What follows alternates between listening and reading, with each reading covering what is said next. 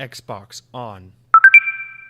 Welcome to Xbox On, a podcast with one host about one console, Xbox. I am said host Jesse DeRosa, and on today's episode, we'll be talking about the latest Xbox news for the week of January 19th, 2023, including Microsoft has laid off 10,000 employees, some of which were Xbox or Bethesda staff. Nvidia and Google weigh in on the Microsoft-Activision deal. Sales data for the best-selling games of 2022 has been released, and more. Oh, and don't even get me started on 343 this week.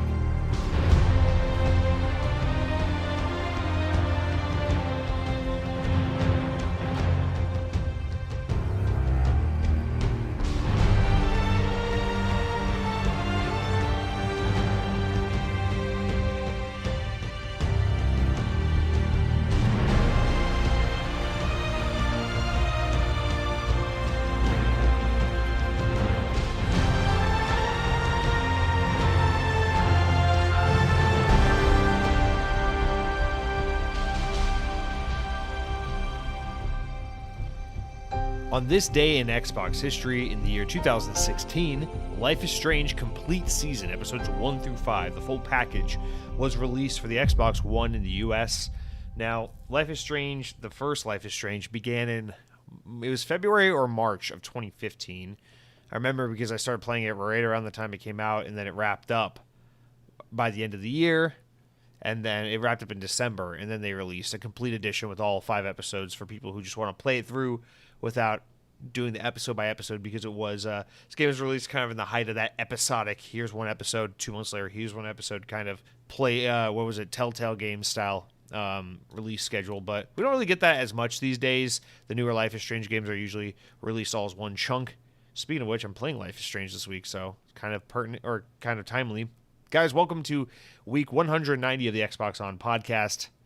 Good to have you here. Now, we've got a surprisingly decent amount of stuff to talk about. For this time of the year, it's actually quite a hefty amount of news, and I will say it's quite appropriate, too, because this is the, as of the day I'm recording this, the 18th, this is the one-year anniversary of the day Microsoft announced that they were entering an agreement to acquire Activision Blizzard, so it's only fitting for a year from that date for us to be getting another large, lengthy news week. Unfortunately, I wish the news was I wish it was happier news and for better circumstances that we have a lot to talk about, but we'll get into that once we get to the main news. Until then, I do want to say as a quick reminder at the top of the show, guys, remember next Wednesday, the 25th, is the Xbox Bethesda Developer Direct, which is basically the game showcase they're doing this month. So the podcast schedule should be completely unaffected because it's happening earlier in the day on Wednesday. That will give me time to be a bad employee and kind of sneak around and try to watch this shit while I'm at work, and then go home and be able to just fresh off the heels of the event, talk about it, record it, get it edited and uploaded so that Thursday morning, as is always the case, you'll get the episode at same time you always do. So hopefully that, I don't anticipate that affecting the show at all, but it'll, other than to say it will give us tons of really exciting new, fresh news to talk about, some new gameplay, some new release dates, some new progress in the world of what's happening at Xbox. But that's next week. Now for this week, guys, because we do have so much going on this week, I figure we just jump right into it. Let's not, I could talk. Listen, if you want, I can halt the show. We can talk about how the Tron Light Cycle Run coaster at the Magic Kingdom here at the Walt Disney World Resort in Orlando, Florida, is opening on April 4th. Very much looking forward to it. I already got my park pass reserved for the day. I cannot wait. I took the day off work. I'm going to be there all day to celebrate and commemorate the opening of a fucking Tron attraction. Isn't that so exciting, guys? Tron, the greatest sci-fi property of all time, is getting a theme park attraction. I couldn't be more excited, but we're not going to talk about stuff like that because we got to stay laser focused this week. There's just so much news to get through. So let's try and be buttoned up about this and just get directly into what's going on. Starting off with our stories of mild amusement, updates, corrections. We've got some mildly amusing stories to jump right into. So from VGC, Microsoft has said that they plan to announce release dates for several highly anticipated Xbox games during their upcoming product showcase, which is next Wednesday. We literally just talked about that. In a blog post on the English language version of Xbox Wire, Microsoft said that the event would deliver fresh details on games that are, quote, launching in the next few months, including Forza Motorsport, Redfall, and Minecraft Legends. However, The German version of Xbox Wire's post said now claims that the release dates of these titles will be confirmed. So I don't know if there's some kind of jumble, like lost in translation sort of thing going on here, but it seems like the German article for version of the article for Xbox Wire spilled the beans a little bit and said, "Hey, baby, you're gonna get some release dates for these titles, not just an extended look or some more information." So something very much exciting for us all to look forward to. There's not, I mean, I don't want to sit here and postulate over this because in just a matter of a few days, we're going to have all this information laid out for us. So just want to start out with that because this is no doubt some exciting news for Xbox gamers to look forward to. I know Xbox fans have obviously had to go through kind of a weird past 12 months with just not a whole lot going for the first party lineup, and Xbox just kind of being the punching bag of the games industry lately with the, like, you weren't at the Game Awards, you guys didn't have any whatever. This is just something exciting to look forward to. It's a win. It's a bona fide win for Xbox and Xbox fans. And so I just want to start this week talking about a win. Can I do that? Can I do that on this fucking podcast for once? Oh, I'm trying to reduce the amount of cursing. So let's say, can I do that on this gosh darn podcast? Thank you. Please and thank you. Next up, let's talk about something that's kind of controversial, kind of juicy. Talking about Justice League Suicide Squad kill the Justice League. An image that leaked this past week of the game that is making the rounds and causing a lot of conflict and strife over where this game is headed. So let's read the VGC article because it's the only website I know how to go to. A leaked Suicide Squad image has confirmed plans for service game elements such as a battle pass. The image, which leaked on 4chan and made its way to Reddit, but has been verified by VGC sources, is understood to originate from a recent test build of the game and shows various menus planned for Rocksteady's co-op game. The Battle Pass and multiple currencies shown in the image have inspired a debate on social media as to how extensive the live service elements of this game will be. Now, obviously, this is a little frustrating. This is an audio-only podcast. You don't see the image, but it is it's a menu. It's an image of like a game menu. It shows like the characters. It looks like every live service game ever. If I told if you play Halo, it looks like Halo. If Call of Duty is your live service game, it looks like Call of Duty. If you're a Destiny guy, don't worry, it looks like Destiny. It looks like every fucking live service game you've ever seen. The same kind of fonts, the same kind of menu layout, everything. And it shows a tab for a battle pass. It shows tabs for all the different customization options and all these things. It looks very much like a live service game, and that's kind of what's been stirring up some trouble. Now, Rocksteady, the developer of the game, reached out and told VG, hey, the battle pass that's planned for the game, while true, it's really focused on cosmetic items like skins. It's not really, they said, I think their quote was, the idea is that you don't start off the game debuffed and weak. You start off the game great and get ridiculous as the game progresses, just like the Batman Arkham games. That was kind of their not cover up, but their kind of saving face for all the shit they were taking over this image that was making the rounds. I've actually got the image pulled up here so I can get a better look at it while we talk. Actually, the image has been taken down, which is absolutely hilarious. So let me find somewhere else I can find it. All right, never mind. This image has been deleted, so I can find this small thumbnails. Let me see if I can zoom in on this and get a better view. But yeah, basically it's chapter select, difficulty, character customization, battle pass. These are the kinds of options that are popping up on the screen. So it is your absolute typical run-of-the-mill. It literally just looks like the Call of Duty menus. So this is the thing is, a lot of people were really disappointed with Batman Arkham Knights, which came out a few months ago, because a lot of that game felt like a live service game that had the live service elements ripped out of it. And people were salty about it because they didn't want the game to be a live service game, but it felt like so much of the game was fundamentally built around these ideas and these mechanics, these multiple currencies and unlocks and things like that, this loot grind, that the game played like a live service game, but ultimately wasn't a live service game. And that was frustrating for people because I think people are really fatigued from these kinds of games. There's only so much of this trend people can handle before they just want something clean and easy. That's why games like the Callisto Protocol, which while not necessarily are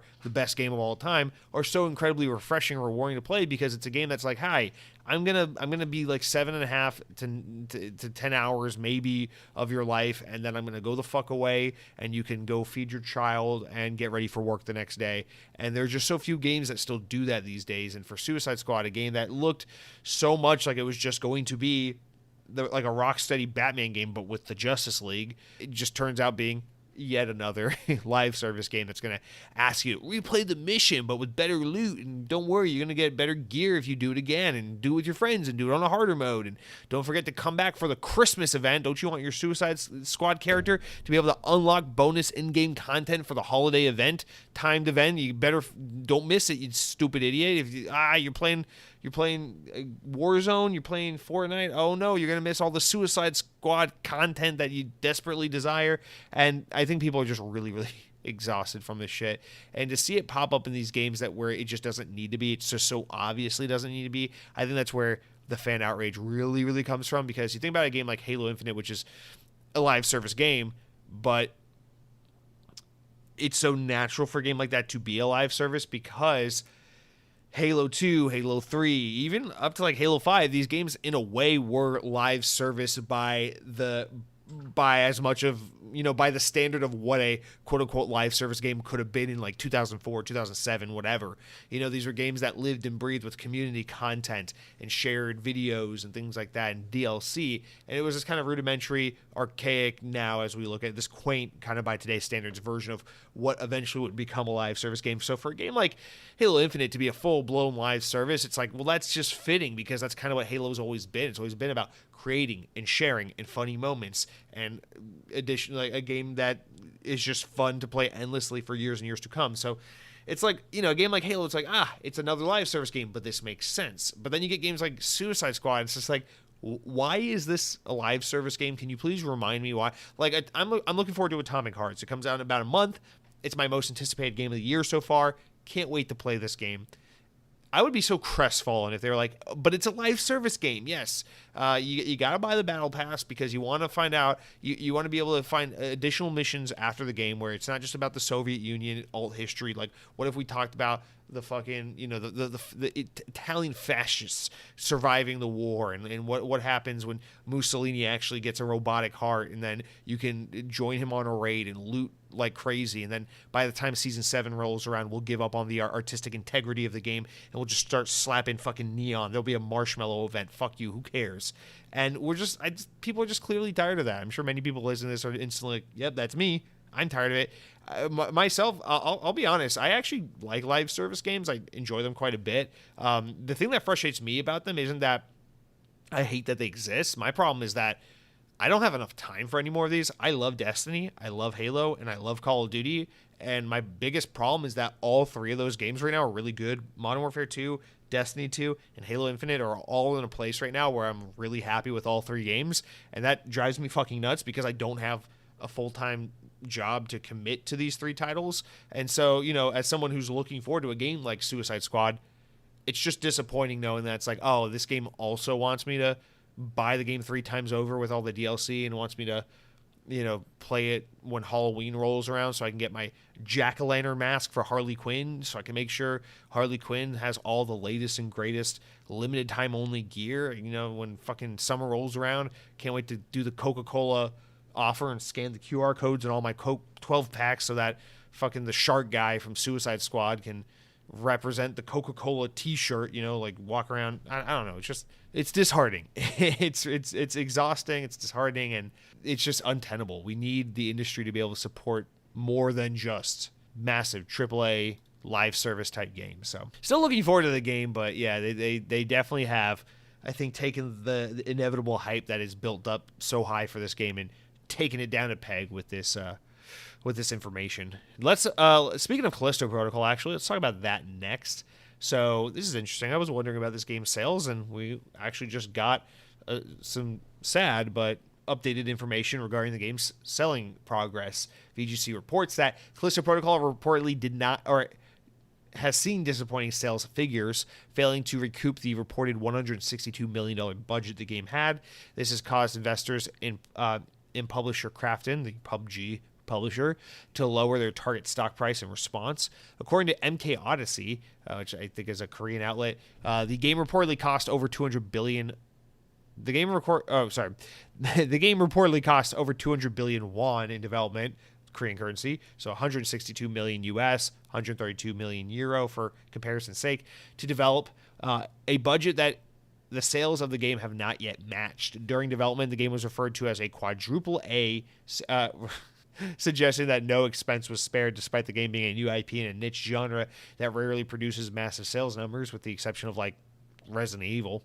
For comparison, Resident Evil Village, the 8th mainline entry in the hugely popular franchise, managed to pull 6 million units in sales after 6 months, despite the profile of the franchise being strong with reviewers. According to Samsung Securities, Crafton had expected the Callisto Protocol to sell around 5 million copies. However, considering the current sales ranking, cumulative sales of 2 million copies will not be easy until this year. So that's very bad news for players like myself who enjoy the Callisto Protocol and hoped that there would be maybe one day a sequel. This game's not getting a sequel. This game's not going to continue on. That is the end of this. I'll be actually really curious to see what happens to developers Striking Distance, and if they are able to work with Crafton again to make another game, or if they have to go with someone else, or just kind of exactly how that works. I think technically Striking Distance is a Crafton-owned studio, so this will be, not fun. It's a little bit of a precarious situation for the developer, I believe, but it'll be interesting to see where this goes, because this is a full-fledged bomb at this point, just in terms of what internal sales expectations were and with where they are sales-wise. Now, I will say, I say full-fledged bomb as if this game has like absolutely nothing going for it. 2 million copies sold for a game like this, I think, is actually kind of respectable. It's a new IP. It's a $70 game. It's a survival horror game, which is insanely niche. Those games, that genre is not particularly massive. And it's by an unproven developer that's brand new and has nothing going for it other than the fact that it was founded by people who have worked on Call of Duty and Dead Space. So that is I think actually, if you put it in that context, if this was like an indie game, or if this game had a much smaller budget, or if more aptly, if the sales expectations were just in check, I would think 2 million copies sold would be fairly okay for this. Keep in mind, the original Dead Space game, I think, only sold 2 or 3 million copies, and at the time EA saw that as kind of like all right, that's okay, we'll give you a sequel and see what we can get from there. But I think the biggest issue here isn't really even how the game sold, because for survival horror, if it's on track to hit 2 million copies this year, I think that's like fairly standard. The bigger problem here is Crafton. For them to have thought this game would manage 6 million units sold is absolutely bonkers. That's just an asinine expectation. That just doesn't make sense. So this game was set up for failure when you consider what the publisher had just assumed or expected it would be able to pull off. I don't even know how the hell they thought that, because you can easily look at other games of the genre and see how historically not well they've sold. So this is just a really big miscalculation, I think, on Crafton's part. But ultimately, at the end of the day, a game's success is going to live and die by its profitability and its expectations, by its publishing arm. And so for this to have affected Crafton's stock price, for this to have so severely just not even come within striking distance, no pun intended, of of the publisher's sales expectations, I think this means that's it for the Callisto Protocol. We'll get the DLC because there's a season pass to fulfill, but that's about it. You're gonna get 1 or 2 pieces of story DLC, and then bye. That's it. So not really happy that that's the case, but at least now we kind of know what to expect. I can't believe they billed this as a quadruple A title. I don't even remember that being the case, but holy hell, if they thought they were going to get 6 million units and get to pass this off as a quadruple A, this game is like teetering on AAA and AA. That is where the quality of this game is. With the fidelity and the presentation, no doubt it's a AAA game, but with the gameplay and the pacing and just how polished up the whole experience is, it teeters a little bit on AA. I would say it's closer to a AA game, and a survival horror game, not in like the Resident Evil. Survival horror franchises that have the potential to cross like 4 or 5 million units plus sold, like maybe Silent Hill 2 remake will do that.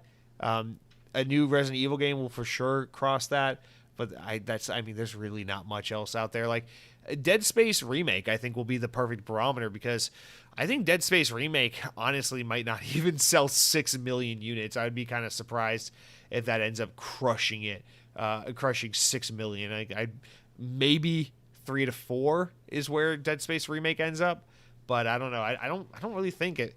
If Callisto Protocol is gonna, if they're close to 2 million, I think with the right expectations, that's not bad. But yeah, expectations were definitely out of whack with this one. Speaking of someone who is out of whack, let's talk about High on Life creator Justin Roiland. As VGC reports, the Rick and Morty creator has been charged with felony domestic violence in California. According to NBC News, he's been charged with 1 count of domestic battery with corporal injury and 1 count of false imprisonment by menace, violence, fraud, and/or deceit. The charges are in connection with the 2020 incident revolving a woman Roiland was dating at the time.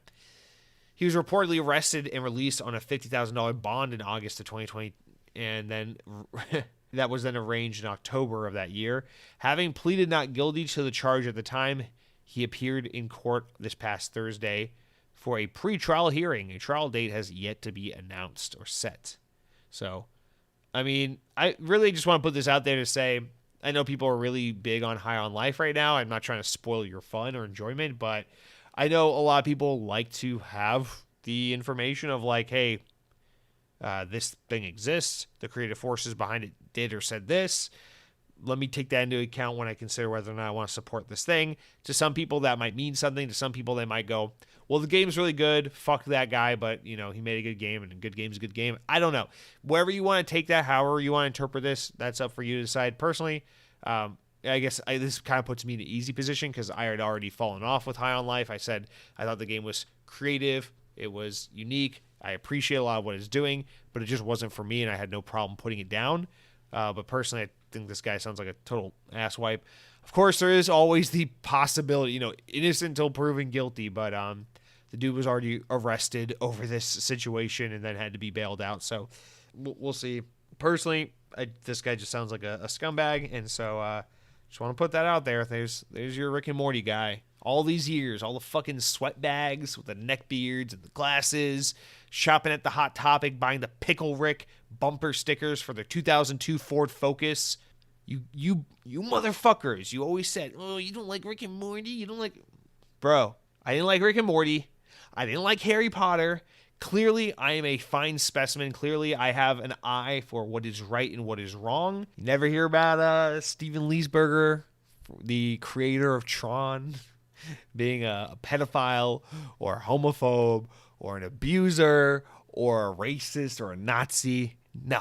You never hear about the good old folks at Bungie being a bunch of racists, being a bunch of transphobes, a bunch of womanizers. No. It's because I got a fucking eye for what is right, boy. So listen up and listen well, you motherfuckers. I need you to go out to your local store. I need you to pick up a copy of Sonic Frontier. Oh, fuck. The creator of Sonic is in jail. Never mind. All right, guys. Let's just move on. Last thing, I did want to put this in here. Technically not Xbox related, but this isn't to stoke a fire or to start some console war shit, but I did want to mention just that this past Sunday, HBO aired the first episode of The Last of Us TV show. Now, I really adore The Last of Us, the first game. I thought that game was phenomenal when I played it. It's just one of the great gaming experiences I've ever had just in terms of story. I think the game is just a little bit overrated. I really appreciate it for what it does narratively. I think it is in a league of its own with its production and its storytelling and its acting, and its just performances are just phenomenal. Really great game. And it's definitely one of those games that will stick with you forever. I really do love the first Last of Us game. The second one definitely spoiled it for me a little bit because I really didn't enjoy the second one nearly as much as I had hoped I would. But I like The Last of Us. I'm just saying this to say I want to establish this. I'm a big fan of PlayStation and a lot of the PlayStation first party and a lot of PlayStation's first party games. I really love Naughty Dog. I think they're clearly one of the absolute greatest developers of all time. I really enjoyed The Last of Us, the first game. Thought it was phenomenal. I have zero interest in watching a TV show that's just a retelling of the game that was probably better experience as a game than a TV show. But I did want to note that the first episode, the debut episode, gained an audience of 4.7 million viewers between TV and HBO streaming services. HBO Max is what it's called. According to Warner, that makes it the second largest debut for HBO behind only House of Dragons, which is, I think, a Game of Thrones spinoff. So this is a massive, massive debut for the show. It's done very well. And critically, which is the more important thing, just because for in the context of this conversation, because video game, movies, TV shows, adaptations have historically been dog shit. Critically, people are absolutely loving this show. Based on the first episode, at least, people think it is just phenomenal. It is just really, really good stuff. Incredible acting. Great way of bringing this story onto the what do you call the home screen? Silver screens for theaters. So the I don't know, the fucking living room screen. I just want to bring this up because I'm sure you've seen a lot of people mention this if you're on YouTube or Twitter, but it is impossible not to draw the comparison between this and the Halo TV show, because Naughty Dog, no doubt the biggest PlayStation studio, The Last of Us, their biggest IP right now. And then, although you could probably say God of War is technically their biggest IP, but I think Sony has a real soft spot for The Last of Us just for its artistic merit. Over on Xbox, 343, pretty much their lead studio, or at least was until pretty recently, but their lead studio, like their piece de resistance, if you will, and Halo, their crown jewel of IP. This time last year, we got the Halo show. It came out, and I'll be honest, when the Halo show first aired, I was like, I don't love it, but there's a lot of things I like about it, and I want to let them have their creative freedom and see where they want to take this show. And I was kind of on board for like an episode or two, and then the show continues to just get worse and worse and worse. And now, I finished season 1. Now I'm at the point where I look back on the Halo TV show and I have fucking war flashbacks. Like, I hate that show. I don't ever want to watch it again, and I hate that I'm probably going to inevitably watch season 2 when it comes out, even though I hated season 1 so much. But just got to be compared, because here is Sony finding the right partners, and here's Naughty Dog putting the right people in charge of this to make sure that this IP that is so important to them is shepherded, is well respected, is well treated, and make sure that this show comes out and is exactly the kind of representation of this franchise that it needs to be. And I just wonder, what the fuck happened with that Halo show where whoever at 343 was in charge was like, yeah, these are the right people to be working on a Halo TV show. This is the right direction. And yeah, we want to go cheap, budgety, corny-looking live action instead of animated. And yeah, we want to have a really bad supporting character named Kwan, who no one gives a shit about, who for some reason has a Korean accent in 500 years into the future, where no one else in the world has a Korean accent except her, because sci-fi is weird and cringy, and everyone usually only just has like British English or American English accents for whatever reason. And let's just talk about Master Chief showing his butt cheeks and banging an alien, and let's just talk about the show just sucked. The show was absolute dog trash, and it's one of those things where it's like, if I go back, I'm pretty sure if you listen to older Xbox One or Xbox On episodes, I'm probably not too hard on that show. But in retrospect, I'm like, no, this show sucked. But it just really breaks my heart, because it's just a clear example that between Microsoft, between 343, between the partners they choose to work with, Xbox just doesn't have a proper grasp over how to properly nurture and shepherd their franchises, their IP. And that makes me so sad, because I love Halo. I love 343. I love Xbox. I want these things to be great, but they're not. And I think, there's a lot of Xbox fanboyism going around where people gotta defend their brand. Like, well, blah, blah, blah, this or that happened, or this was the excuse for why Xbox didn't execute perfectly, or what are you talking about? The Halo show was good, whatever. The fact of the matter is, this is PlayStation's strong suit time and time again, is they just find a way to find the right partners, to understand what makes their property special, to understand what makes their developers sing, and how to not get in the way of things, and how to properly shepherd so things actually come out on time and with an appropriate budget and in a realistic time frame. And I just sit here and I wonder, like, why the hell can't this story just ever be Xbox? Why can't the Halo show be good? Why can't 343 make a game in 5 years and have it be a critical and commercial darling? Why can't we just get this right? And this is just the most recent example of that. And I just think Xbox has a lot to learn from others in the industry. And sometimes I wish they spent more time trying to figure out what Sony's doing right. I don't want Microsoft to turn all their first-party studios into glorified sad dad simulator, third-person action narrative-driven games. That would make me sad. That would make me sad if I play Gears of War or Halo or Sea of Thieves, or it doesn't matter. Forza, and all the games are the same fucking sad third-person action narrative-driven movie quality game. I wouldn't want that. That's not what I'm saying. But there's clearly something that Sony does right with the way they have relationships with their partners, with the way they treat their first-party developers, with the way they produce and manage their projects. They just almost always get it right. And in recent history, Xbox just seems to almost always get it wrong. And I just wish they spent a little more time trying to figure out, how is Sony getting that right? And a little less time saying, can we buy Activision for $70 billion? You know, maybe that money needs to be spent on paying people at 343 so you don't need support devs and you can have a full-time staff. Maybe that money needs to be spent poaching management talent from Sony because clearly they know how to get a fucking game out the door. I don't know, man. But this is just the latest example where it's like, are you kidding me? Someone finally cracked the code for a TV show based on a video game series and it doesn't suck ass. Like, congrats to Sony, congrats to Naughty Dog, congrats to HBO and to Warner Media. Like, they fucking did it. Apparently this show's great. I mean, who knows? Maybe it falls apart after episode 1, but so far it looks like The Last of Us is on track to be like, hey, look, you can do a TV show based on a video game franchise and it can be good.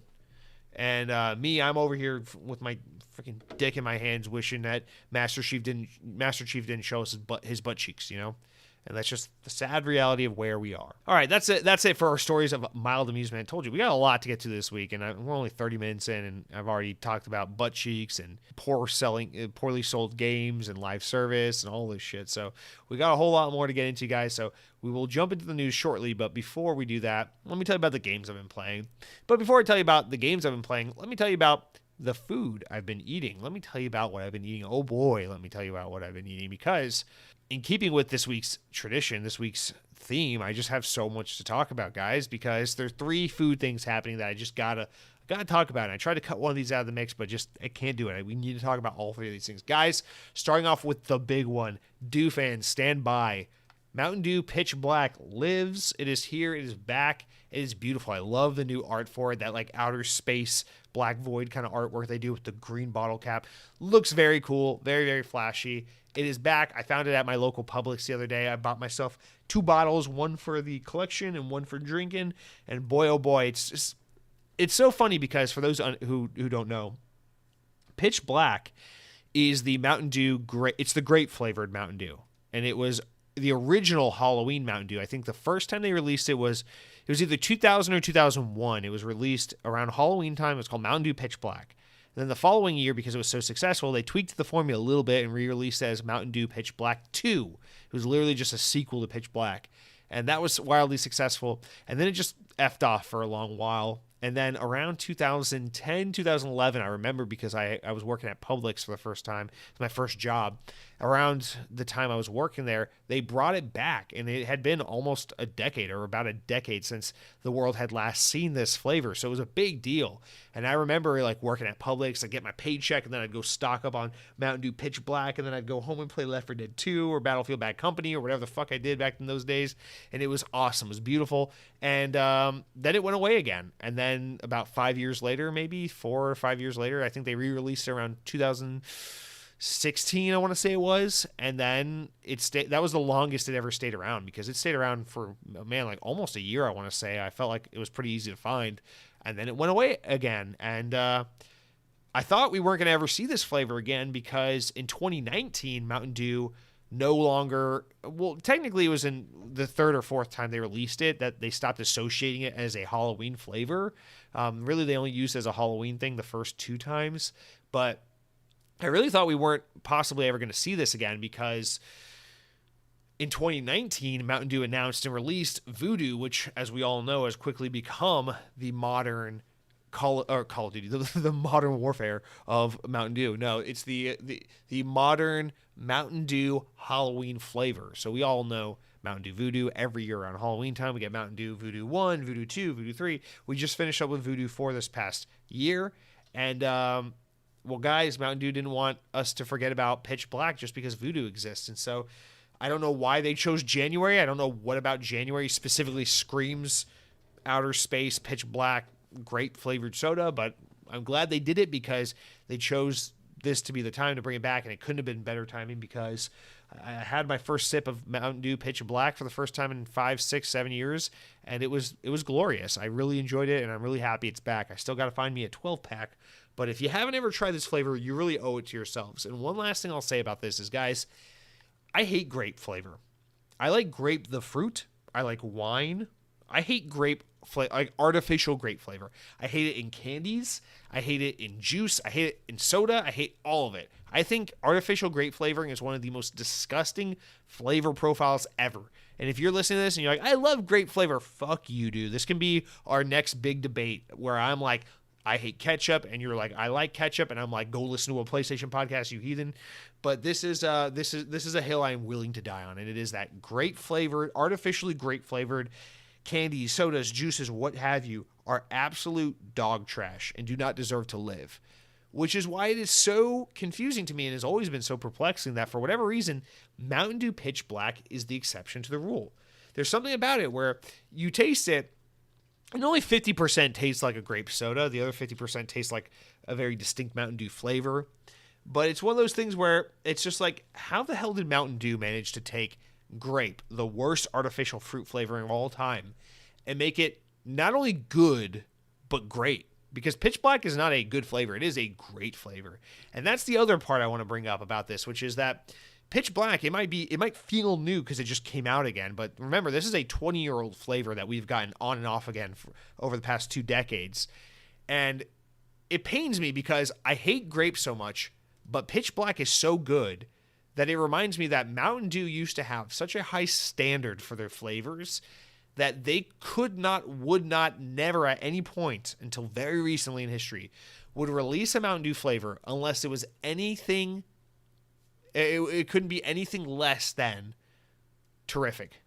You know, all the original flavors: Mountain Dew, Code Red, Voltage, Pitch Black, Livewire, Whiteout. All these original Mountain Dew flavors. You know, I say original, basically referring from the time I was born until now. So basically, we're talking about the 90s up until today. All these old school Mountain Dew flavors were just so excellent. They always have been. And then at some point in the past, 5 years, Mountain Dew has just decided, fuck it. Who gives a shit? We'll just make whatever the hell we want. We'll slap a Mountain Dew sticker on it, and these idiots will buy it anyway. And they're right, we do. But we got Frostbite, sucks. We got Major Melon, it sucks. We got this what was that one with the taxi on it, like the raspberry lemonade one? It sucks. They did that Sprite knockoff one. It was called Mountain Dew Ice. That was 4 or 5 years ago. It sucked. They just keep putting out all this trash. All these Christmas ones, the gingerbread one, the fruitcake one. It's like, what are we doing, guys? This is not Mountain Dew. These random, they try to take the Baja Blast name and capitalize on it. They're just here's Baja Mango and Baja Gold and Baja Flash. It's stop. What are we doing? This is not Mountain Dew. And it just breaks my heart because getting Pitch Black on store shelves again for the first time in 5 years or whatever it's been is just a stark reminder of how truly great Mountain Dew was and can be when they only put their best out. When they focus on quality and not quantity. And PepsiCo, if you're listening, and I know you are, I'm putting the ball in your court. Fucking make this right, dude.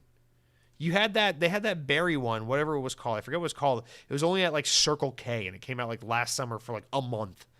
And it was really good. And I was like, yeah, more of this shit.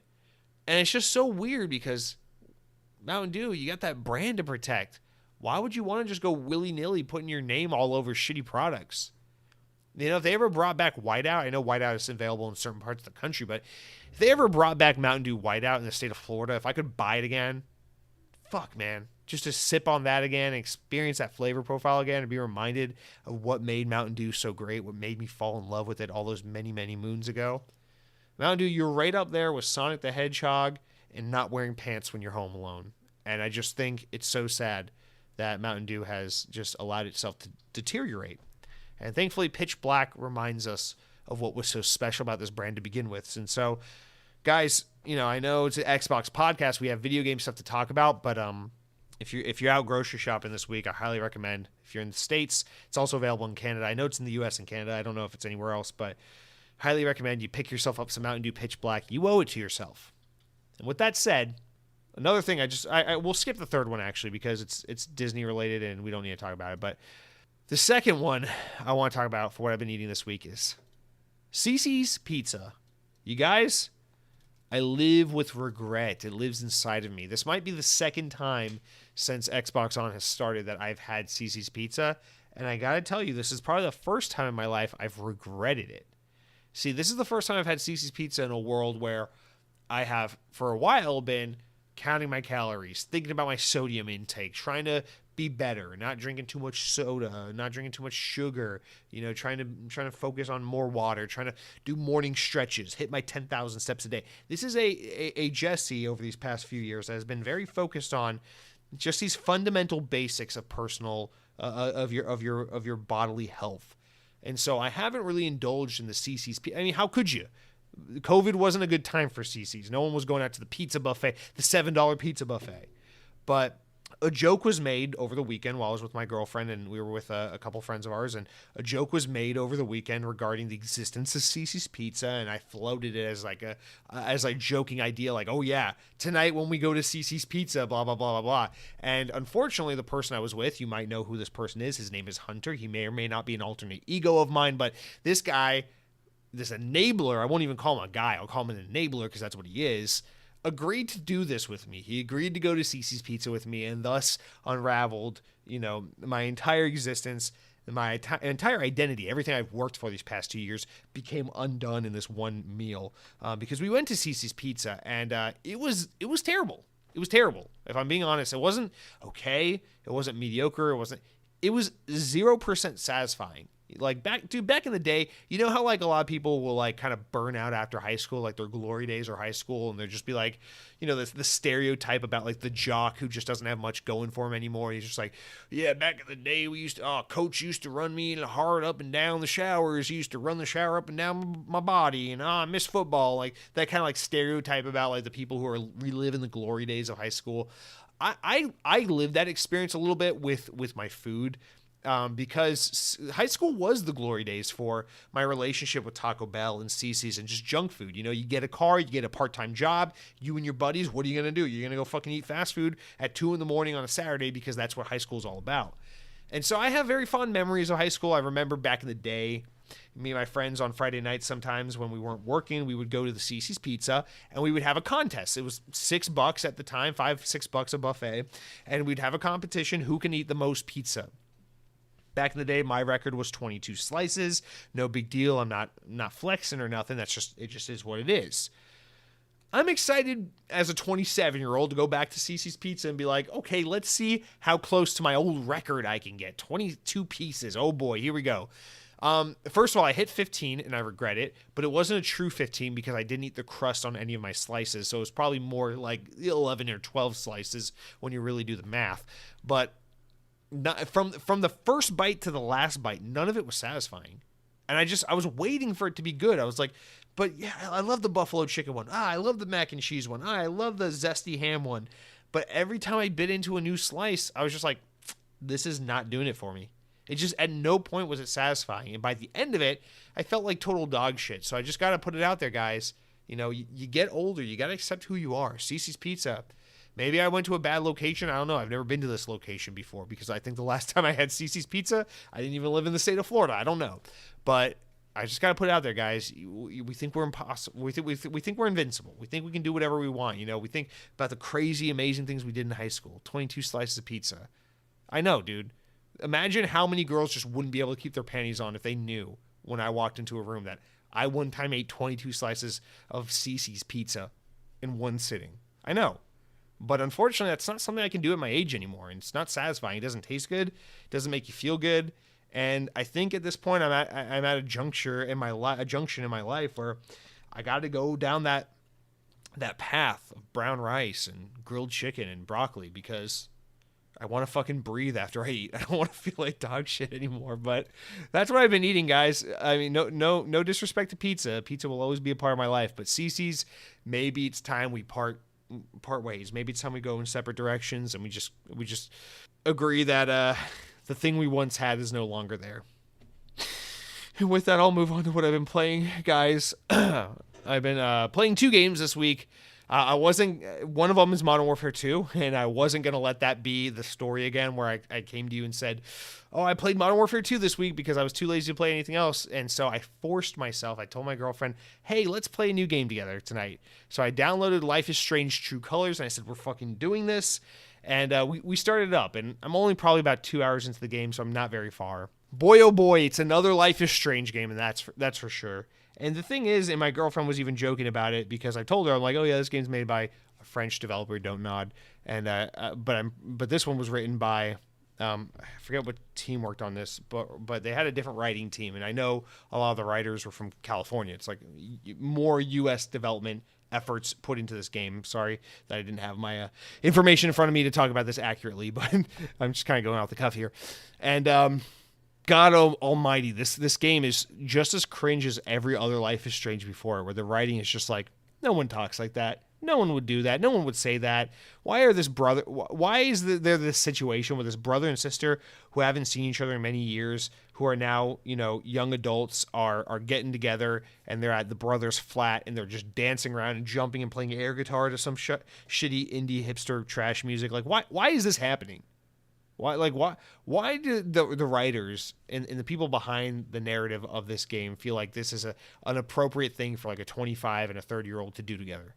Especially 25 and 30-year-old that are directly related. It just doesn't make sense. And with that out of the way, I will say the game's got my attention. I'm looking forward to playing it. I love the Life is Strange series. I'm always a little disappointed by it because I felt like season 1 in the spinoff, what is it called? Before the Storm. I always felt like those two in particular were just so much better than Life is Strange 2 or Tell Me Why, which was Xbox published, or now Life is Strange: True Colors. It feels like they never really recaptured that magic of the first game, but they've all been engaging enough and fun enough to stick with and play. And so I really want to see if this ends up being a Life is Strange game I like a lot more than maybe Life is Strange 2, which I thought was super weak. But nonetheless, it is more Life is Strange. If you've ever played one of these games, I think it's worth a try. It's on Game Pass, of course, so why not? But yeah, I mean, I'm invested. We're in a little fucking hipster Colorado. Everyone wears denim jackets and works in like a freaking record store. And there's cats and people vape e-cigs and stuff like that. So it's all within the Life is Strange brand, and I'm just looking forward to seeing kind of how it unfolds, because the real drama really hasn't started to play out yet. So I'm really kind of in the early stages of figuring out exactly what this game is going to be. So that's Life is Strange.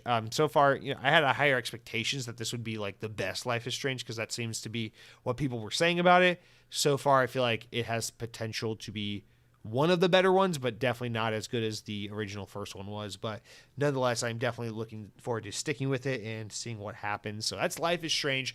The other thing is, I've been playing more Modern Warfare 2. I can't keep talking about this, guys. I'm addicted to Modern Warfare 2. I fucked up. I upgraded from the regular version of the game to the $100 edition of the game. So it lets you pay the difference to upgrade. So I did it just so I could get the fucking battle pass and the COD points. And I feel gross about myself for doing this, because I thought I only felt this way about the Black Ops games, the Treyarch games, but apparently I really like Modern Warfare 2, and I don't know what to tell you. I like it, so I'm playing it and I have fun with it. So that's Modern Warfare 2 for you. All right, guys, that's it for what I've been playing. Let's take a quick breather and then jump into the news. All right, guys, let's start off with the news. Unfortunately, like I said, it's a busy week for news, but it's a sad week for news as well. So full disclosure, we're going to be launching off into shit-talking massive corporations, because that's what you gotta do sometimes. So here we go. Starting off with our first story, and this is basically 3 stories we're tying together into one mega story, so we might take breaks in between segments to discuss certain aspects, but let's just jump right in. Microsoft, this is all from VGC, of course, the only website that I know of that exists other than maybe YouTube and Sonic.com. VGC reports Microsoft have confirmed, the rumors are true, they plan to lay off approximately 10,000 employees. This is Microsoft, not Xbox, Microsoft as a whole. The staff cuts will hit around 4.5% of the U.S. technology giant's 220,000 person workforce. Microsoft said that the layoffs will take place by the end of a third fiscal quarter on March 31st, 2023. Alongside the job cuts, Microsoft said it will also make changes to its hardware portfolio and lease consolidation to create higher density across its workspace. workspaces. The company said that the actions were being taken, quote, in response to the macroeconomic conditions and the changing customer priorities. The cuts arrive 1 year to the day after Microsoft announced its intentions to purchase Activision Blizzard for around $69 billion, an unfathomable amount of money that could basically end poverty altogether. But according to Bloomberg, Bethesda Game Studios, as well as 343 Industries, have the company behind 2021's Halo Infinite were also affected. In addition, Microsoft's HoloLens business and some engineering divisions are also reportedly part of the cuts. Another report from Lords of Gaming claimed that 343 Industries had suffered a significant number of layoffs across the company, which are allegedly heavily towards, quote, individuals working on the single-player side of the studio. Oh, that's great. Journalist Jason Schreier of Bloomberg corroborated this claim, stating that the several employees had indicated it had been hit hard. Kotaku had also claimed and confirmed that a number of developers from the Coalition, the Vancouver, Canadian-based team from Microsoft that develops the Gears of War series, are also experiencing layoffs. Some former employees have already posted on social media to confirm that they've been let go, including Gary I'm sorry if I mispronounce anyone's name. Gary Welzek, principal engineer for Xbox Growth and Loyalty. Renee Soguico, a PR manager at Bethesda. Kevin Schmidt, a senior designer on Halo Infinite. Jesse Stipek, 343's video producer, and Sam Lunghot, who was community manager for the Elder Scrolls Online over at Bethesda.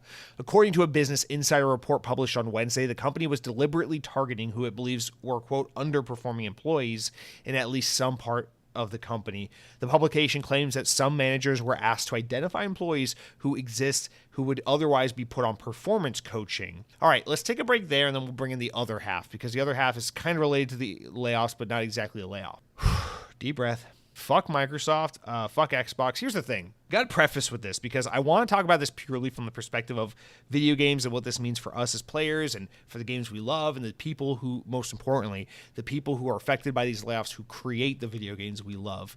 Because whether you lose your job or you know someone loses your job, this has a massive impact on the culture of your workplace, whether you like it or not. There's a lot of just completely warped and disgusting and twisted just perception in this world. And I often make the mistake possibly of defaulting and blaming it on Americans or whatever, because that is my experience and my perspective as an American. But we have to preface with this first because it matters. It fucking matters. Where people have bought so much into corporate speak, PR speak, politicians speak, mainstream media speak, to where people don't even realize they're doing it, but it's like people act like it's like a mature or an adult thing to do this, where they hear devastating news and they just try to shrug it off and make sense of it and be like, well, that's just the reality of the situation. Well, that's just how business is run, as if it's like some like really like higher ground, adult, mature kind of comment to make, as if this is okay. Let me make this very clear. Microsoft has so much fucking money that they can easily afford to be bloated by 5% of their workforce and still make a fucking killing and be one of the all-time biggest companies in the history of humanity. And remember, Microsoft is one of the few companies that makes so much money that there are entire developed nations that make less money than this fucking single corporation. So you should have zero emotional concern for the well-being of the machine, and you should be entirely dedicated to the concern of the individuals who comprise the company. Remember, we do not like Xbox, or I can't speak for you guys. I can speak for myself. I don't like Xbox because I think the Microsoft logo is cool and I want the machine to keep turning. I like Microsoft. I like Xbox. I like Surface. I like all this shit because the individuals behind the scenes who make this shit happen, the culture that these human beings have created that have led to these products and these services and these operating systems and the software and these games and all this shit.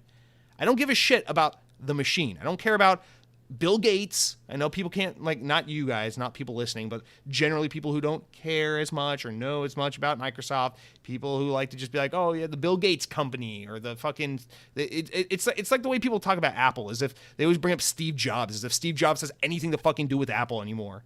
You know, it's like he's literally a dead person. And it's just so indiscriminately erases what matters with these companies, which is the humans. And so I just want to preface, as rambly and incoherent as that may have sounded, fuck Microsoft. This is disgusting. And the thing that really turns my stomach is seeing all the people who want to make this into a console war thing, or who want to try and like justify the corporation's need to shed dead weight or whatever the fuck. And I say that with like air quotes, because under no circumstances does Microsoft need to lose 10,000 employees. And I don't know, maybe if you're someone who maybe disagrees with this or agrees with it, I don't know. If you're someone who reads the inclusion for outlets like VGC to note, hey, this is 1 year to the date that they proposed to buy Activision Blizzard for $69 billion. If you view that, like in the inclusion of that kind of statement as like editorializing or trying to help readers draw connections to be like, ooh, Microsoft bad, they shouldn't buy Activision, they should keep people employed. Listen, this is not editorialization, this is not bias, this is not an agenda of any sort of the imagination. This is cold-hearted fact. At the end of the day, you are absolutely fucked if you are going to take $69 billion, money that could shift and change the actual fucking global world, and try to buy the people that make Call of Duty, and I'm saying this as someone who loves Call of Duty, a fucking video game that doesn't fucking matter, and then be able to turn a blind eye as you take 10,000 people and say you no longer have a job. You no longer have a fucking source of income, a way to sustain and to provide for yourself and your family. Fuck you. We're trying to buy Activision here. This just underlines and just highlights so much of what my initial concern and upset and just frustration with this deal was always about, which is that we lose sight so much in what a company is supposed to be about. And we'll get more specifically into the developers, and I'm sorry if this sounds preachy, but I fuck it. It's my podcast, and this is how I want to talk about this, so whatever. A company exists to create a product, or this is as fundamental as I can fucking make it. A company exists to make a product or service that will better the quality of life for humankind. And if that if the world decides that this product or service is valuable, or something that they desire or appreciate or find use and value in, they will decide to support that company by purchasing that product, by subscribing to that service, by engaging in that activity, whatever the fuck it is. And the reason why this brings value is because it slightly improves the quality of living, and also it provides a source of income, a job, a means for work for people to find a way to make a living. That is the sole purpose of a company. Create the automobile because the automobile made life so much better. Now we can go places. Also, creating the automobile creates jobs for people. That's great. So for a company like Microsoft, and this is what every company tries to do. This is why I hate Disney. So they're just like, fuck you, we'll buy Fox. We won't be creative, we'll buy Fox. This is what I hate about Microsoft right now. We won't be creative and come up with good games on our own. We'll just fucking buy Activision. And these people just sit on the sidelines and champion this shit like it's the way to go. But it's gross. It's gut-wrenching because you have $69 billion to say we're the most powerful, I keep saying the most, top 3 most powerful corporations in the entire existence of humanity. But we are so creatively vapid that we can't come up with a way to be more creative in the game space. So we're just going to buy Activision.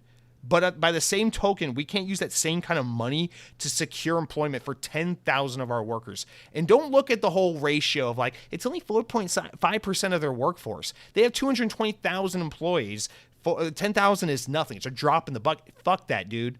10,000 people is 10,000 people. So this stuff infuriates me to no end because it's entirely unjustifiable. Microsoft, if you feel like the economy is getting rough or things are getting a little turbulent, I would recommend, since you have so much fucking capital that you can go spend on Activision Blizzard, I would recommend maybe you take that kind of money and instead of just blowing it on things you don't need or things that don't make the world a better place, that do not genuinely improve and innovate in the space and make the quality of life for humankind better, since buying Activision does not do that, in fact, at all, and it's creatively devoid and vapid.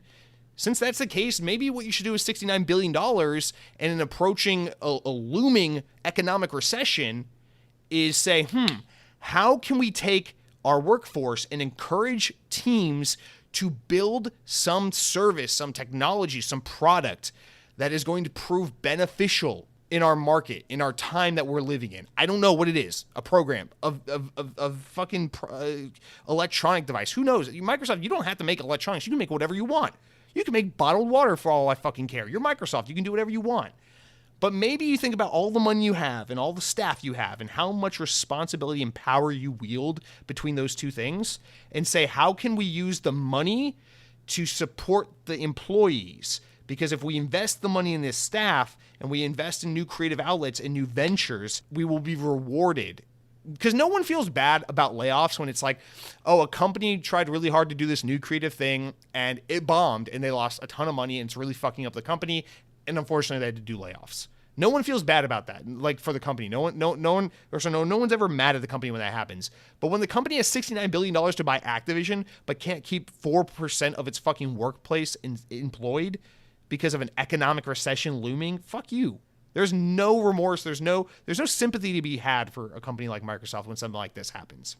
It's purely disgusting. You invest your money in your team. You push your teams to do new things, to be creative, to create new products, because that'll make the world a cooler place. That's why I like Surface. I like Surface because I'm a tech geek who likes it when my phone fucking flips and folds. I'm a freak who likes it when my keyboard can rip off my laptop because it's not good enough for my laptop to just be a clamshell like every other laptop. I need my laptop to have a stupid fucking kickstand and be able to have a detachable keyboard. That's why I like Panos Panay and the Surface team and Microsoft so much, is because they do shit like that. I'm like, wow, that's innovative, that's cool. That changes the way I think about technology, it changes the way I use technology. That's the cool shit. That's the reason why we like Microsoft, right? We like Xbox because, wow, it's really fucking fun to play Halo 3 online with your friends. That is so much more fun than 10 years before this when I was playing Super Smash Bros. With my brothers on the N64. I like this leap in evolution in technology. I like this progression forward. This is fun. This is cool. This is beneficial to me as a human being.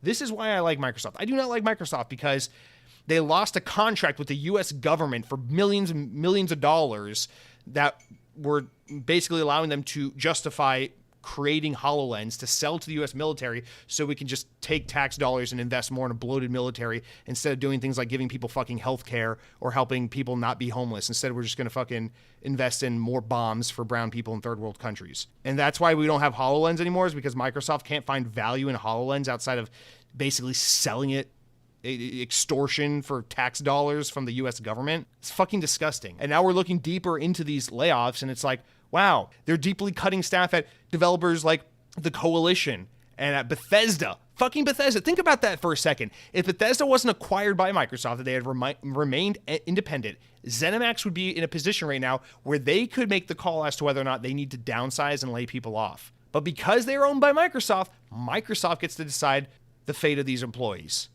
And that's another reason why consolidation isn't good, because this is yet another company, yet another situation where more people have less power because big corporation has everything. Fucking sucks. Maybe these people at Bethesda who just lost their job wouldn't have fucking lost their job if Microsoft didn't have to create or consolidate the industry more, because they can't figure out how to get a fucking game out the door in under 25 years with any of their first party developers. So they had to go and swoop up Bethesda and then lay off part of their staff. That fucking blows. And a year and a half ago or a year ago when we were having this conversation about Halo Infinite, where the stories of the development hell was just that Microsoft didn't want to put in the money to have a full-time staff, and so everyone was on contract work and constantly flexing in and out of the developer, and there was never a full-time permanent staff, and it made it very hard for people to get concrete work done because your staff and your team and your projects and your objectives were constantly shifting and changing due to this ever-rotating cycle of people coming in and out of the studio. Yeah, that 343 Industries that desperately needs a core team that is full-time with a singular unified vision. Yeah, just go ahead and deeply lay off people at that team. That makes so much fucking sense, Microsoft. Good job. Oh, and focus on the fucking first-party content, too. Yeah, because the last thing Halo Infinite desperately needs is some more strong story content. That's great. That's great. Good job. Like, I just want to make it entirely clear. I host an Xbox podcast because I love Xbox. I do not host an Xbox podcast because I'm some fucking corporate shill for Microsoft. That's disgusting. And I see these fucking people trying to like chase clout on Twitter and try to make their whole personality or an identity centered around a fucking video game brand. It's so cringy. Your fucking Twitter profile picture is the Xbox logo, and all you do is retweet the same 7 fucking people on Twitter that have the same opinions about you, about Xbox, and you just shit on people for preferring to play on PlayStation, which is so fucking stupid. And I see these kinds of people out here. Normally I can just eye roll and move on and forget about them because like you're kind of pathetic and I don't give a shit about you. But this makes me infuriated when I see these kinds of characters out here trying to make this a console war thing. Trying to defend why Microsoft had to lay people off and how this will be good for Starfield. Fuck Starfield, dude. No one cares about Starfield right now. This isn't about Starfield. This is about 10,000 people that are now unemployed because Microsoft could have kept them, but chose to do the safe and lazy thing and just lay them off because they really got to chase this fucking Activision Blizzard shit. And I don't mean to keep drawing this direct correlation. Obviously, it's not just as simple as like they could just back out of the deal and have $69 billion. I'm using this as an example to say, how can a company that has $69 billion fucking dollars in cash laying around be the same company that has to lay off 10,000 people? It just doesn't compute. It's fucked. And so I have nothing good to say about this. Like literally just full frontal fuck you, Microsoft. Full frontal fuck you, Satya Nadella, and all the investors and the shareholders who have any kind of weigh in on these kinds of situations. Fuck you. That's all there is to it. Simply put. All right, there's another there's another part of this ongoing people coming in and out of Xbox game studios right now that is not directly, well, maybe it is, we don't know the behind the scenes, maybe it's directly related to the layoffs, but it deeply affects 343, and I feel like this is kind of the best segue we're going to have here to kind of go into this, so I want to try to make this part of this three-parter story, if you will. So in addition to all the people losing their jobs right now because Microsoft are fucking lazy, soulless hacks like every other major corporation in the world that owns the world and does nothing but basically just try to steal all your fucking money, 343 Industries is reportedly losing another member of its senior leadership team. According to a report from Bloomberg, very reliable reporter Jason Schreier, the Halo veteran Joseph Staten, who basically made the Halo community jizz their pants in excitement when he came on board the team, is now leaving the developer to rejoin Xbox Game Studios Publishing. Now, before we continue on, this is according to Jason Schreier's reporting from Bloomberg. So is this confirmed? No. But does Jason Schreier have a damn near perfect track record? Yeah, so we probably know where this is headed. Joseph Staten previously left the publishing division of Xbox, which partners with indie studios to create Xbox franchises, in 2020 to help 343 ship the troubled Halo Infinite. Having previously worked on the very first Halo titles, mostly focusing on story and characters, Staten was made project lead of the game's campaign mode. The original Halo Combat Evolved, of course, is what we're talking about. News of Staten's upcoming departure coincides with Microsoft's announcement of mass layoffs. A report from Lords of Gaming claimed that 343 had suffered a significant number of layoffs, which are heaviest towards individuals working on the single-player side of the studio, as we had just discussed. Schreier corroborated this claim, stating that several employees had indicated 343 had been hit hard. Staten's exit follows a recent senior departure in 343, including its multiplayer creative director, its director of engineering, and Bonnie Ross, the studio head who was with the team for 15 years. Halo Infinite has had a troubled production, suffering various delays and changes in leadership in the years leading up to its December 2021 release and since. So here's the thing. Bonnie Ross, let's try to be really rational about this for a second. When Bonnie Ross left 343 late summer, early fall last year, they mentioned the new structure, I forget the three guys specifically who were basically put as the shepherds of 343 going forward, but they had a new senior development team or senior management team kind of put together, this group of three individuals.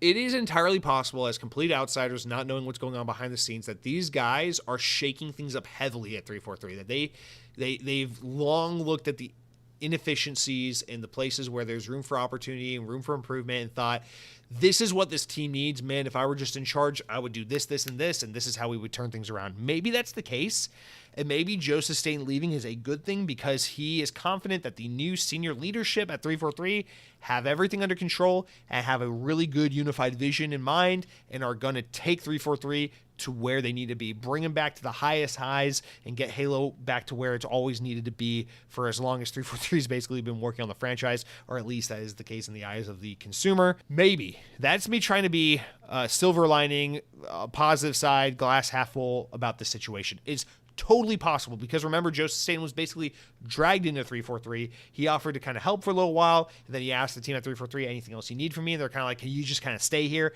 And so his whole way of coming back into 343 was always sort of a little bit like dragged into it kind of situation, not like oh, hey guys, I'd love to come back to Halo. So it's kind of understandable to think that maybe he wasn't going to stick around forever.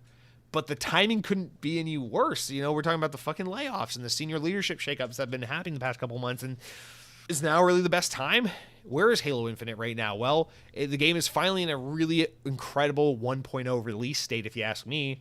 I think we're getting to the point where we're ready to start seeing what what the roadmap is. Where's the next campaign DLC? What's that going to look like? What's up with this Tatanka Battle Royale mode? Let's see that roadmap for seasons 3 and 4 multiplayer. Like, what do we got going on? What's going on with Halo? Apparently nothing. Apparently it's just a bunch of fucking layoffs and departures. So it doesn't bode well. And I think Joseph Staten, and I'll say it the last time I'll preference with this because it's probably annoying to hear, as an outsider looking in, as someone who doesn't know the behind the scenes workings, I think the thing that mattered the most with Joseph Staten, at least in like the past year since the game has shipped and since it's been out, is that I think Joseph Staten more than anything was a beacon of reassurance and comfort for the Halo community. Just knowing that Joseph Staten was there kind of gave us all this comfort in knowing that, hey, but they're probably going to turn around because they got that OG Bungie guy that's kind of like pulling the team together. So I think everything will be okay at the end of the day because we got Joseph, right? We got Joe Staten, right? Without him there, whether this is a good thing, a bad thing, a neutral thing, it doesn't have much of an effect, who knows? I think this paints a really bad picture and it puts Halo fans back into an insecure state because without Joe, I don't know, is 343 fucked again? Are they gonna try to turn Halo into something it's not again? Are they gonna totally botch the single player development? Is single player development now kind of dead because they laid off so much of the single player focused team? Like, what is happening, dude?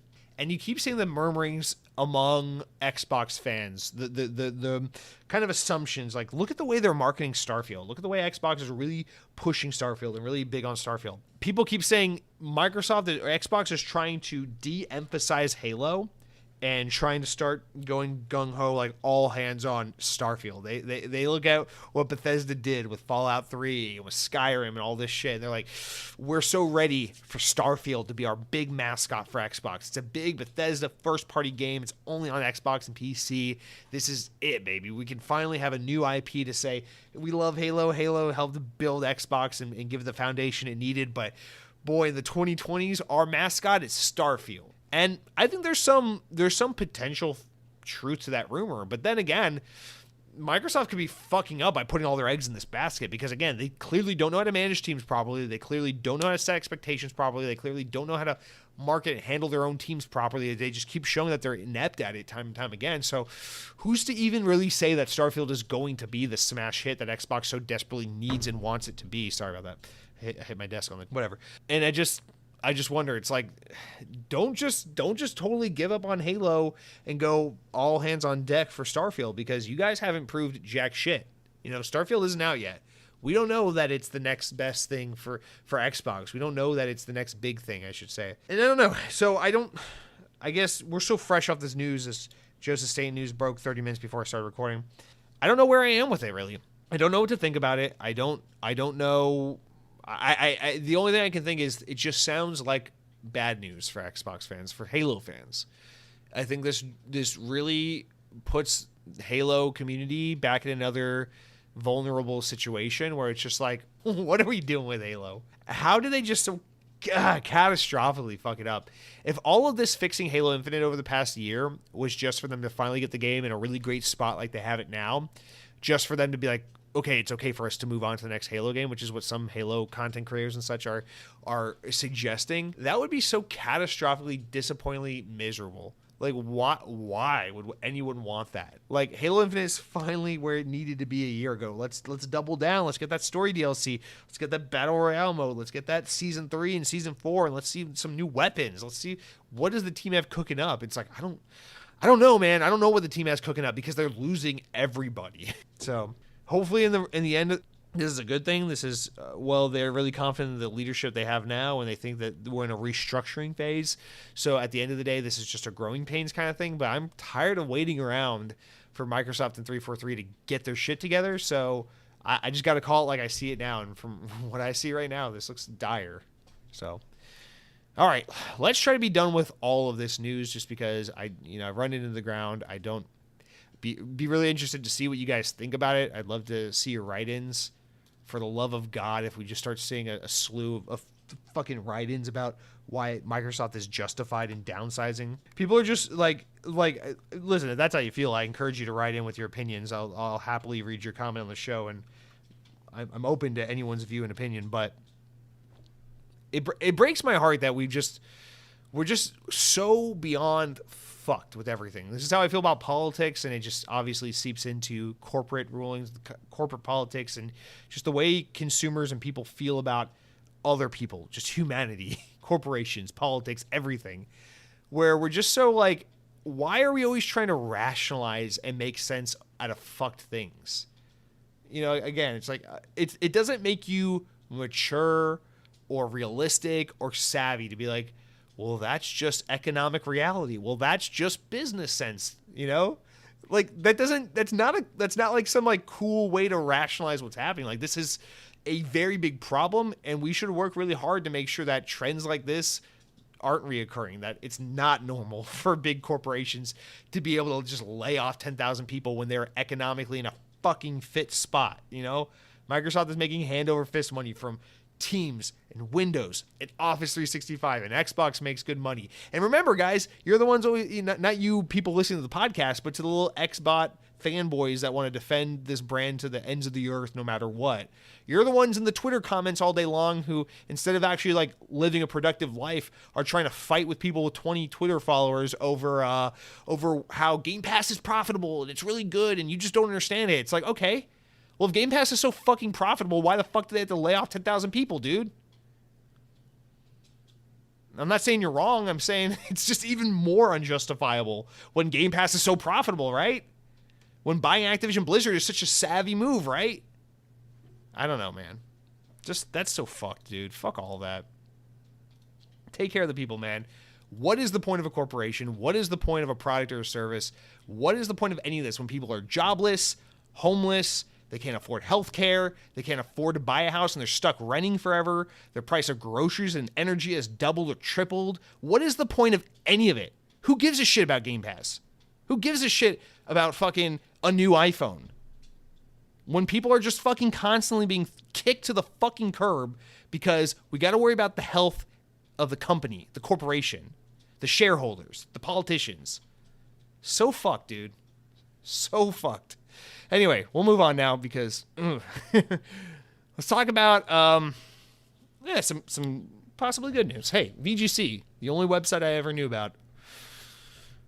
Destruction All-Star Studios developer Lucid Games have announced that they're actually working with Xbox-owned team Rare as a support studio on the game Sea of Thieves. The independent Liverpool-based developer confirmed it had teamed up with Xbox's Rare in an update on its website and social media channels. Quote, it's been incredible supporting them on their thrilling pirate adventure, and we can't wait to see where their legendary voyage will take us. Whatever the fuck that means. Lucid Games was formed in 2011 by senior management and ex-staff from Bizarre Creations after parent company Activision closed the Project Gotham Racing and Geometry War Studios Blur. Fucking awesome. Can't get like 3 sentences into a news story without learning about a big corporation laying people off and shutting down studios. Anyway, according to its website, Lucid is also currently supporting development of Respawn's hit battle royale game Apex Legends, as well as the upcoming EA Sports PGA Tour. The studio was initially given development duties for Sony's Twisted Metal video game, following their work with Sony on the recently released Destruction All-Stars. But the unannounced project was later moved to PlayStation's internal team Firesprite Studio. So, yeah, this is weird. Destruction All-Stars, PlayStation 5 launch game that completely bombed. It was quickly given away as a PlayStation Plus game and then swept under a rug and, like, sold for $20. Lucid, yeah, they were working closely with Sony, and then the rumor had been for about the past year that they were probably working on a Twisted Metal game for PlayStation. So these guys were pretty intimately working with Sony for the past couple of years, and now, lo and behold, they're like, fuck it. We're not with Sony anymore. I guess things didn't go well with them, but now we're working with Xbox and Rare on Sea of Thieves. So this is really cool. Again, we keep talking about this new model and trend the industry is headed in, where games are just so big and cumbersome to develop and make that every team kind of needs support work. So, you know, everyone's getting a support team to help them with it. The initiative's got fucking Crystal Dynamics. Now, Lucid Games is helping out Rare. This is just all commonplace stuff as we keep talking about more and more. So, I don't know. It's cool to see that Sea of Thieves is getting support work.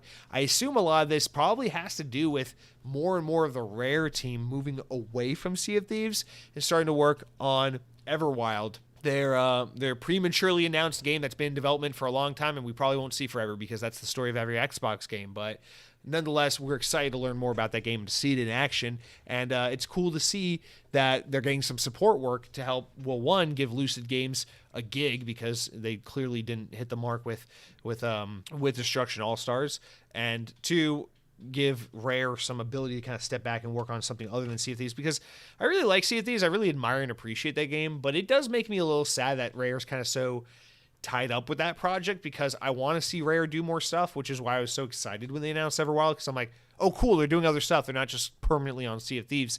Like, this is cool. Like, what is this? And then, of course, they rebooted it in like 2 years into development, and now that game's probably a billion years away from coming out. But nonetheless, it is just exciting to know that Rare is being kind of positioned to be able to do shit, and other teams are being able to be given work. I don't really know that this news story really needed to go up here in the main news segment, because I don't have a whole lot to say about it other than that. But cool thing to note, nice little palate cleanser from our first story. I think we can all agree. All right, next up, let's get negative again. VGC reports Nvidia and Google have both expressed concerns to the FTC in the U.S. about Microsoft's proposed acquisition of Activision Blizzard, according to a new report. And Bloomberg is the report. They cite sources familiar with the matter who claim the two companies spoke with the FTC about their own issues with the potential deal. In December, the FTC announced plans to file a lawsuit in a bid to stop Microsoft's $69 billion acquisition of Activision, which argues it would enable the companies to suppress competitors. We've talked about it a million times before. Fuck off. Who cares? According to Bloomberg sources, both Nvidia and Google provided information to support FTC's arguments that the acquisition could give Microsoft an unfair advantage in cloud subscription and mobile gaming. However, one source also claimed that while Nvidia made a case for a need for equal and open access to games, it didn't directly oppose the acquisition. Microsoft continues to try and maintain that it wants to work with the concerned parties in order to satisfy the concerns they may have about the deal. Bloomberg talks about how Microsoft spokesperson David Cuddy said, we are prepared to address and have been proactive addressing issues raised by regulators and competitors to ensure the deal closes with confidence, blah, blah, blah. We want people to have more access to games, not less, whatever. But this is just more, again, this is just like the last story. This is probably something we could have put in like the stories of model amusement, but having not only two massive tech corporations with Nvidia and Google now starting to raise concerns, and this is not, as the story even notes, not necessarily, especially with Nvidia, them being like, okay, we're trying to block this deal or stop it from happening, but it is them being like, oh, we got some questions about this, we got some concerns, just more fuel on this fire, more uphill battle for Microsoft to conquer as they use $69 billion to try and buy Call of Duty instead of keep people employed. So I don't know. Again, I guess that could have gone into a different segment. But the next two stories, I'm confident, are big stories too. I'm excited to talk about, especially the last one. But let's get to that last one by way of first talking about this one. You like that roundabout talking? Guys, Ubisoft, they fucked up. We talked about it last week. Well, they fucked up again. Now we got to talk about that. From VGC, French trade union Solidaires Informatique has called on Ubisoft Paris workers to strike after the company delivered a worrying strategic update. Last week, following the news of the delayed Skull and Bones for the billionth fucking time, canceled 3 unannounced Ubisoft games, and planned to strengthen its focus on bigger brands and live services following weaker than expected software sales over the holiday season. Ubisoft also announced plans to make €200 million and cut costs over the next 2 years through targeting, restructuring, divesting, and non-core assets to usual natural attrition, which basically means layoffs. Guys, the economy is getting great, guys. Everyone's losing their jobs. This is fun shit. And in the email sent to employees coinciding the announcements, Ubisoft CEO Yves Gallant, who we've usually spoken well of on this show, reportedly told staff that the onus is on them to deliver the latest targets and reverse the company's fortunes. In light of the recent events on Tuesday, the Ubisoft Paris sector of tech-focused union Solidaires Informatique called on workers to stage a half-day strike on Friday, January 27th. Good for them. Quote, according to to Guillemot, the ball is in our court, but the money stays with them in their pockets, it wrote. In a statement, Mr. Guillemot announces the worrying future for Ubisoft, saying that if the request to employees to be especially careful and strategic with their spending, and it's an ironic comment to make concerning the company's editorial strategy the last few years, and it's and how the fact that he's not funny. Damn, I cannot read. Let me slow down. When Mr. Gilmont speaks of attrition and organization adjustments, it means staff reductions, dissecting studio closures, salary cuts, disguised layoffs, etc. On several occasions, Mr. Gilmont is trying to shift the blame once again onto several employees. He expects employees to mobilize, to give it their all, and to be as effective as possible and lean as possible. The words mean something over time. Managerial pressure, burnout, etc. Mr. Gilmont asks a lot of employees, but without any compensation. Solidaires informatique, the French baguette, French onion soup publication says that they issued a list of 4 demands to Ubisoft. They're seeking immediate 10% increase in salary for all all salaries to compensate for inflation, improved working conditions, including introduction of a 4-day work week. God, I fucking wish. They are also calling for transparency on the evolution of the workforce, both locally and globally, and a strong commitment against disguised dismissals and a condemnation of abuse managerial policies that push employees to resign. So following this threat to strike, Yves Guillemot responds and goes, "Oops, I fucked up."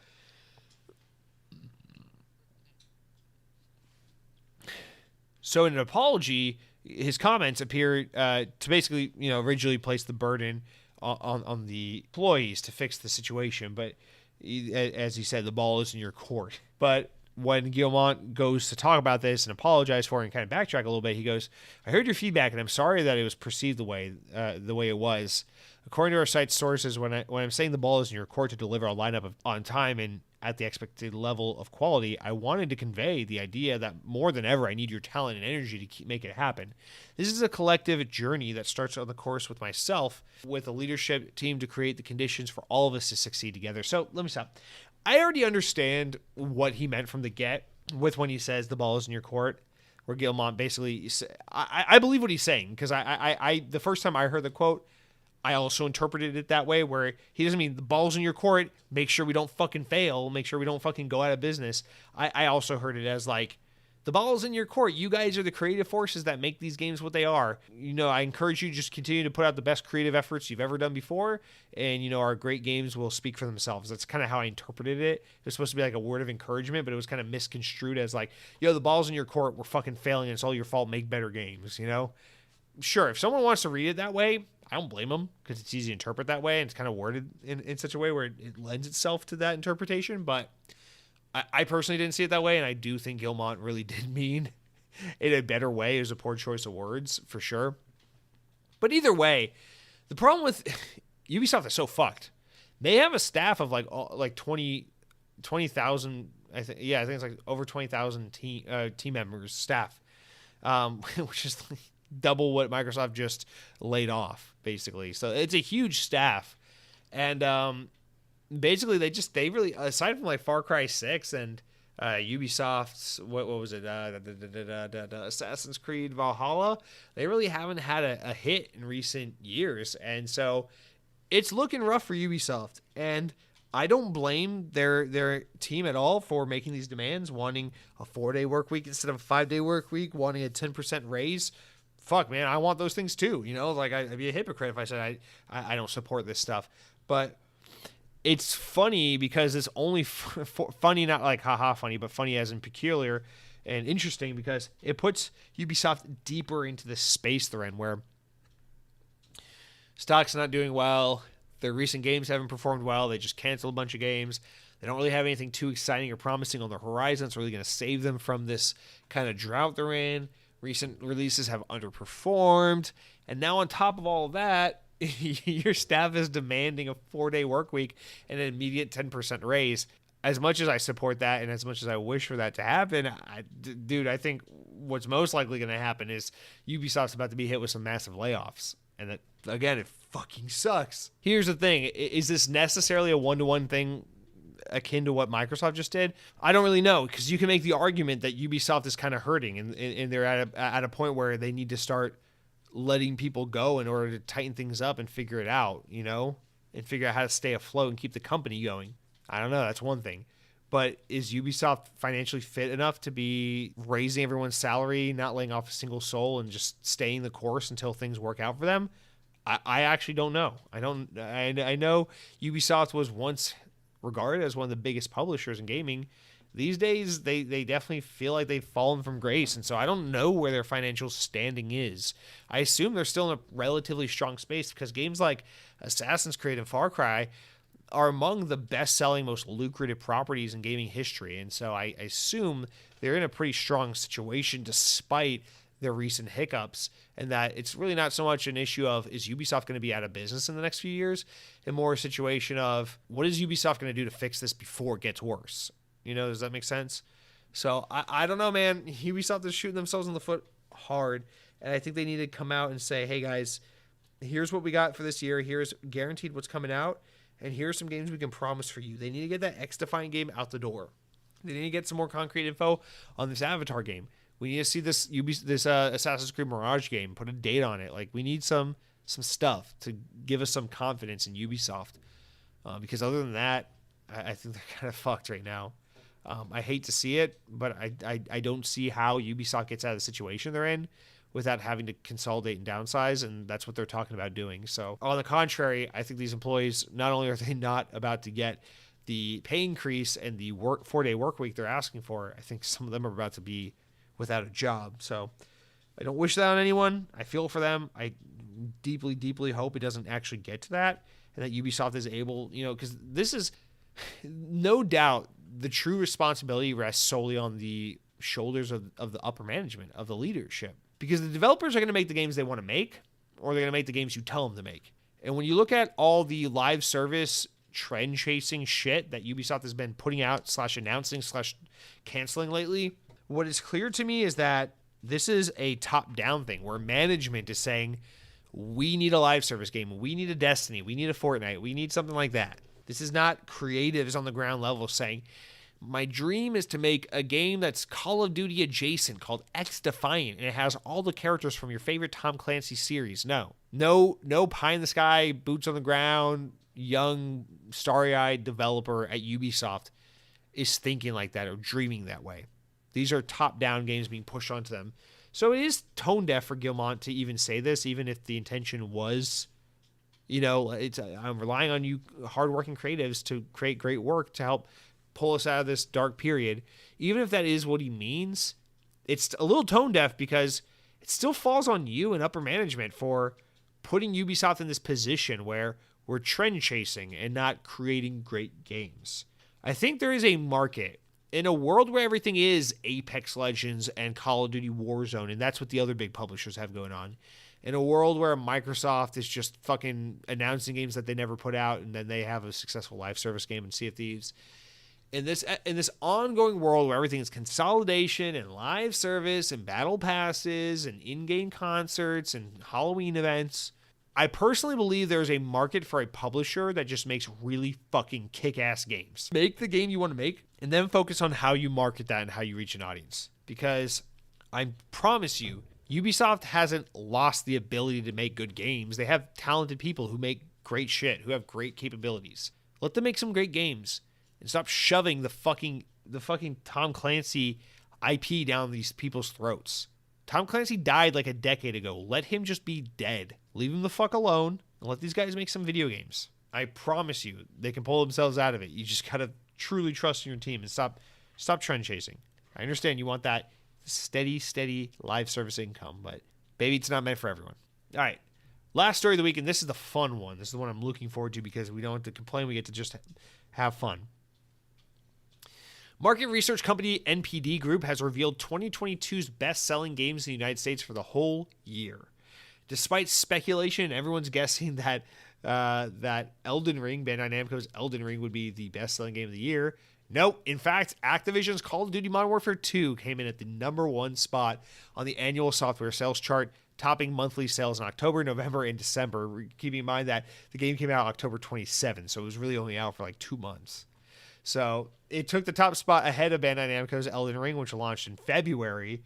Madden NFL 23 charted at number 3 for the year, followed by God of War Ragnarok and Lego Star Wars: A Skywalker Saga at 4 and 5.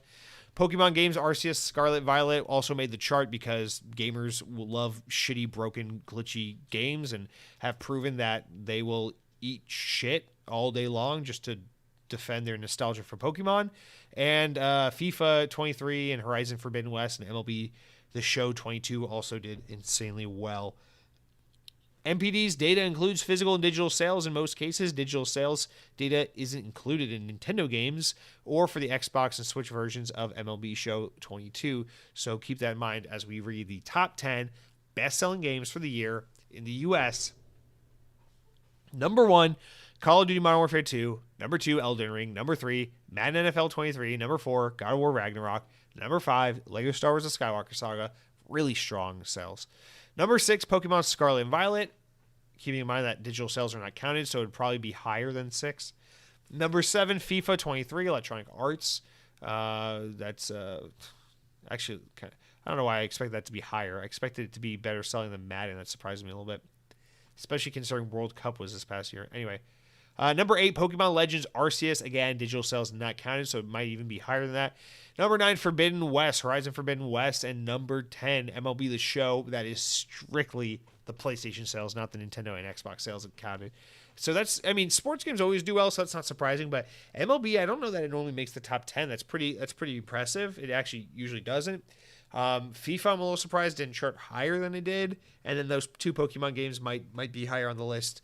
I'm sure Scarlet and Violet are higher on the list. They're probably more like at the number 3 spot, number 4 or 3.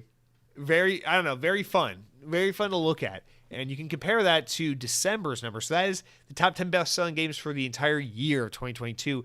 But we also got December's number. So they deviate a little bit. Look at this. For December, the best-selling game of the month was Modern Warfare 2, no surprise. Scarlet and Violet, Pokemon, no surprise. Ragnarok, God of War, no surprise. Madden NFL 23 at number 4. FIFA at number 5. Sonic Frontiers at number 6. Pretty good. I'll take it. Elden Ring at 7. Need for Speed Unbound at number 8. Pretty good. That game looks like it bombed because it immediately went on sale. No one ever talked about it. So good to see that it at least charted. So it's probably doing well enough to justify its existence. And Mario Kart 8 was at number 9 because God fucking hates us all. Crisis Core Final Fantasy VII Reunion was the number 10 best-selling game of the year, which is also pretty impressive. It's a PSP game remade for Xbox and PlayStation. Very impressive. All right, guys. So with that said, that is it for our news this week. Remember, we don't just stop there. We're not crazy people. We do have a little bit more news to talk about, but it's not actual juicy news. It is the important enough news. Stories important enough to make the podcast, but not important enough to warrant their own discussions, of which we have about 5 or 4. I don't know. Let's run through them real quick. Rapid fire, baby. GameSpot reports that Halo Infinite is back with yet another live event in Season 2 called Joint Fire. Just like the most recent live events, Joint Fire doesn't have any narrative purpose, but instead offers free cosmetic items and a 10-tier battle pass as in a new mode called Joint Ops. It's like a capture the flag spin-off mode. Next up, VGC reports Warner Bros. Games has confirmed details for graphics modes on the Xbox versions of Hogwarts Legacy. In an update on its site, publishing label Portkey Games, those transphobic freaks, said that the new gen console version of Hogwarts Legacy will offer multiple graphic modes, including Fidelity, which will run at 30 FPS, and Performance, which will target 60 FPS. I'm sure it'll probably be 30 4K or 60 1080 or 16 1440. I don't care. You go for 60 if you're a normal person. It was also the game will also have a graphics mode for players with TVs that support variable refresh rates. PC specs for the game were also recently released, as well as the fact that the game will be an 85 gigabyte download on PC. So expect somewhere in that range for Xbox as well. Next up, VGC reports the European Commission is reportedly due to voice their concerns over Microsoft's proposed Activision Blizzard, whatever, acquisition, Blizzard EU set concerns, statements of objections, whatever. Next up, VGC reports that Infinity Ward has delayed the launch of Warzone 2 and Modern Warfare 2 Season 2, it's a lot of twos, until mid-February, which is the second month. So Warzone 2 was delayed till on Modern Warfare 2 Season 2 for the 2 month of the year. Previously expected to launch at the start of February based on the Battle Pass countdown tier list, the second season of content will now arrive on February 15th. Season 2 includes new content and will, with the return of the Resurgence and a brand of new small maps for Warzone. Quote, ranked players A ranked playlist is also coming back for Modern Warfare 2, along with new multiplayer maps, modes, and weapons, and more. Season 2 will reportedly feature a new multiplayer map, Castle, which was originally included in Call of Duty World at War, and then remastered for Call of Duty Vanguard last year. World at War, the goated Call of Duty game, 2008's best. Next up, VGC relays that the critically acclaimed horror game Friday the 13th Killer Puzzle is being pulled from sale next week. The official website notes developer Blue Wizard Digital that the game will no longer be available beginning January 23rd. I guess they lost the license to the game, so if you want to play it, make sure you download it now or else it'll be gone forever. Players who already have the game downloaded or purchased in its in-game content will continue to have access, but you will not be able to download it going forward or purchase it going forward. It will be taken down from all storefronts, including the Xbox Marketplace store, whatever. Lastly, VGC reports that an upcoming Rainbow Six movie will be directed by Chad Stahelski. Oh, they confirmed it. The Hollywood Reporter, those little rascals, reported that director of the John Wick films has signed on to helm the upcoming Paramount Pictures film. It's already been confirmed that back in 2018 that Paramount was working on 2 films based on Tom Clancy movies. And you know what? I just asked to please show some respect and let Tom Clancy just lay dead because he's fucking dead. Stop milking his name. But if I'm being completely honest, a Rainbow Six movie actually sounds like something I probably would watch. So fuck me. I'm part of the problem. Guys, that's it for all of our news this week. With that said, we can now go to the final and best segment of the podcast, which is no doubt the comment section. You know how it works. You go over to youtube.com/Xbox on podcast, click on the latest episode of the podcast, drop a comment. I don't care what it is. You can tell me I'm a socialist liberal freak. You can tell me that my hair looks like shit. You can tell me that Taco Bell was never good and that was all in my head. You can tell me that Sonic's pretty cute, but you don't like his games. You just think his ass is nice.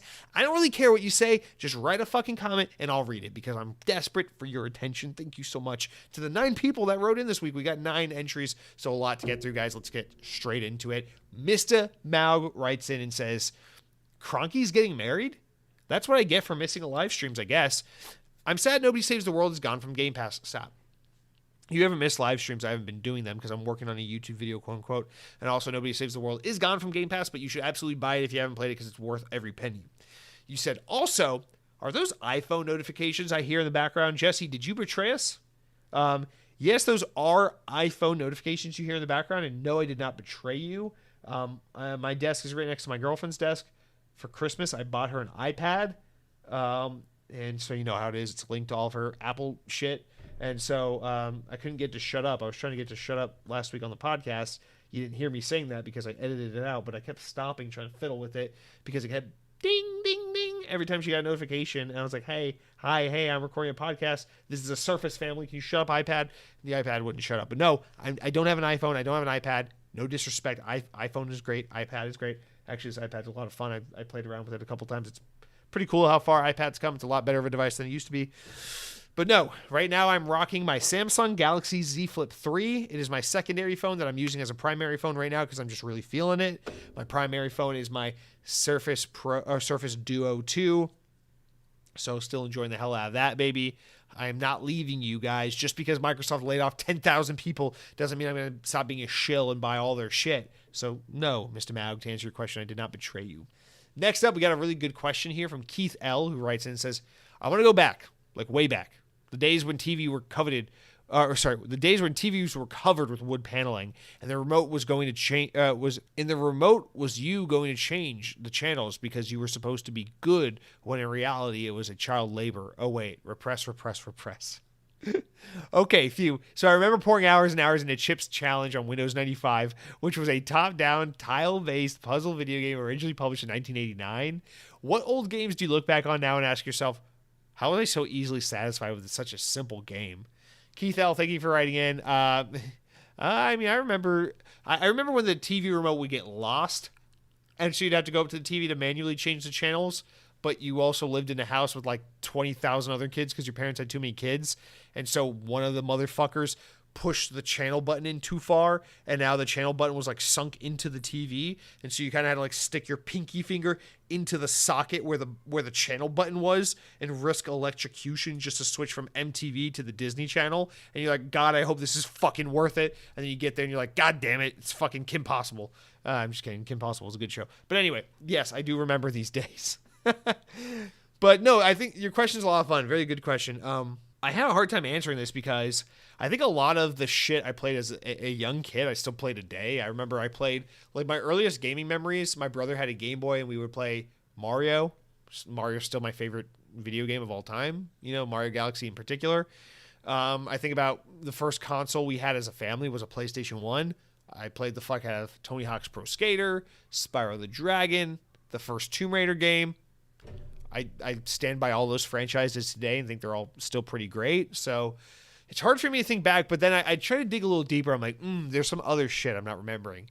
And then I remembered the early days of PC gaming, kind of like what you're talking about, the educational games. I remember there was a Toy Story game I bought from a school book fair in like 2002. And it was like you boot up the game, it's like Andy's bedroom, and you click on like different parts of the bedroom. They open up different educational mini games. Like the Buzz Lightyear one was like a asteroid blasting math equation thing, or they had like a typing of the dead kind of like one. I don't even remember all of them, but it was just a stupid educational Toy Story game that I got at a school book fair in like first grade or something like that. And I remember I would put so many hours into that shit. And today, if you asked me to play that, I'd be like, maybe I can make an interesting YouTube video out of it, but I don't know what I wouldn't play that game. Like, what the fuck do you do with that? I definitely played a lot of like Freddy Fish, Pajama Sam type point and click kitty adventure games, but I wouldn't say I wasted my time with like, I wouldn't say it was such a simple game. Like those games were kind of cool then, and I don't know, I'm sure they're kind of cool now. I will say this, my favorite games have always been 3D platformers. 3D platforming is still my favorite genre to this day. But I remember growing up playing the Pac-Man World games, Pac-Man World 1 and 2 on PS1 and PS2. And they recently re-released Pac-Man World 1 last year on Xbox Series X and everything's HD remaster, whatever. I remember excitedly downloading this, be like, oh my God, I'm going to relive my childhood. And then I played it and I was like, wow, this game kind of sucks. Pac-Man World 1 was not a good game. And I look back, I'm like, there's a couple little 3D platformers I liked as a kid that I'm like, I'll be honest, maybe a hot take. I don't think Crash Bandicoot was ever really that good. I like the spin-off Crash games, like the racing one and Crash Bash, more than I like the actual mainline Crash games. I kind of find Crash to be obnoxiously hard and not that satisfying.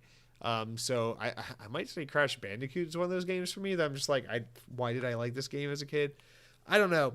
I'm sure we all played a lot of shit. I guess really the last answer I'll give, and probably really the biggest answer I should have given, was just movie licensed bullshit. I would play any fucking game based on a movie I liked. And luckily, we got lucky a lot as kids, especially like when I grew up. I think we got lucky a lot. Like we would play, like Spider-Man 2, Sam Raimi's Spider-Man 2.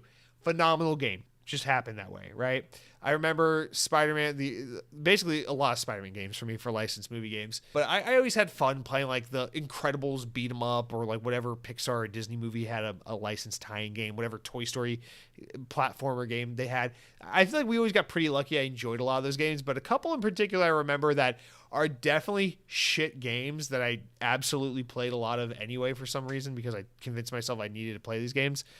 Stuart Little 2, the video game, that that game fucking sucked. And I remember just like it was such a big game for me, and me and Cronky and our older brother Caleb, we would play the fuck out of the Stuart Little 2 video game, and we would talk about like where we were in the game and like trying to beat it and complete the game and see it through the end, the way that like gamers today talk about God of War Ragnarok, where it's like, oh dude, what part are you at? Oh, I'm at the part where Atreus and blah blah blah and sea serpent and blah blah blah. Oh, it's so fucking dope, dude. And we would talk about Stuart Little that way. Oh, I'm at the part where you got to do the fucking skateboarding level, and you got to do Stuart Little's got to escape all the feet that are gonna crush him because he's a fucking rat in human clothing. So there's that one. Oh, I used to play like the fucking Shark Tale game, DreamWorks Shark Tale, the video game. I had that on Game Boy Advance. I played the Shrek game, whatever fucking, I think it was a Shrek 2 game that copied Sonic Heroes, where you could switch between 3 characters. I played that shit a little bit on GameCube. I don't know why the fuck I would play those games and just live with that. That's borderline child abuse for those games, for parents to let their kids play those games, but I don't know. Great question. It definitely sets the imagination off on a tangent, but I'd be interested to know what other kind of just simple games or ridiculous games we used to play as kids and what you guys have to think about that. But EA's King gets the next read where he wrote it like 20 fucking times. So we're just going to kind of rapid fire through some of these and not really hone in on any one of them too much. But EA's King, welcome back. It's been a while since we've seen you. I noticed your profile picture is now Garfield with Master Chief's helmet, or is that Donkey Kong? I can't tell. You said people trust more of the opinions of influencers than their own, and I don't know why. I like how most people go to watch a game review or something just to judge a game instead of actually formulating their own opinion. I also, what is a game that no one will complain about? Well, I agree with you there at the top. Those sentiments exactly. What is a game that no one complains about? No one complains about. I mean, there's tons of them, right? No one complains about God of War. I'm sure there are criticisms of that game, but no one criticizes them. Nobody criticizes Elden Ring. These are some recent examples I'm thinking of. No one used to criticize Skyrim, but now everyone rags on Skyrim, so that's kind of 180 over history. We've changed our minds on that. I don't know. There are plenty of games people, I don't know, like people, it's whatever games are just kind of like forever goated, like in the internet zeitgeist, you know, the collective, like, oh, that game was so dope. Like people, I'm actually working on a YouTube video literally right now about this very thing, about how I miss Call of Duty, and it's not Activision's fault. It's like the player base's fault for like the way it's become cool to hate Call of Duty.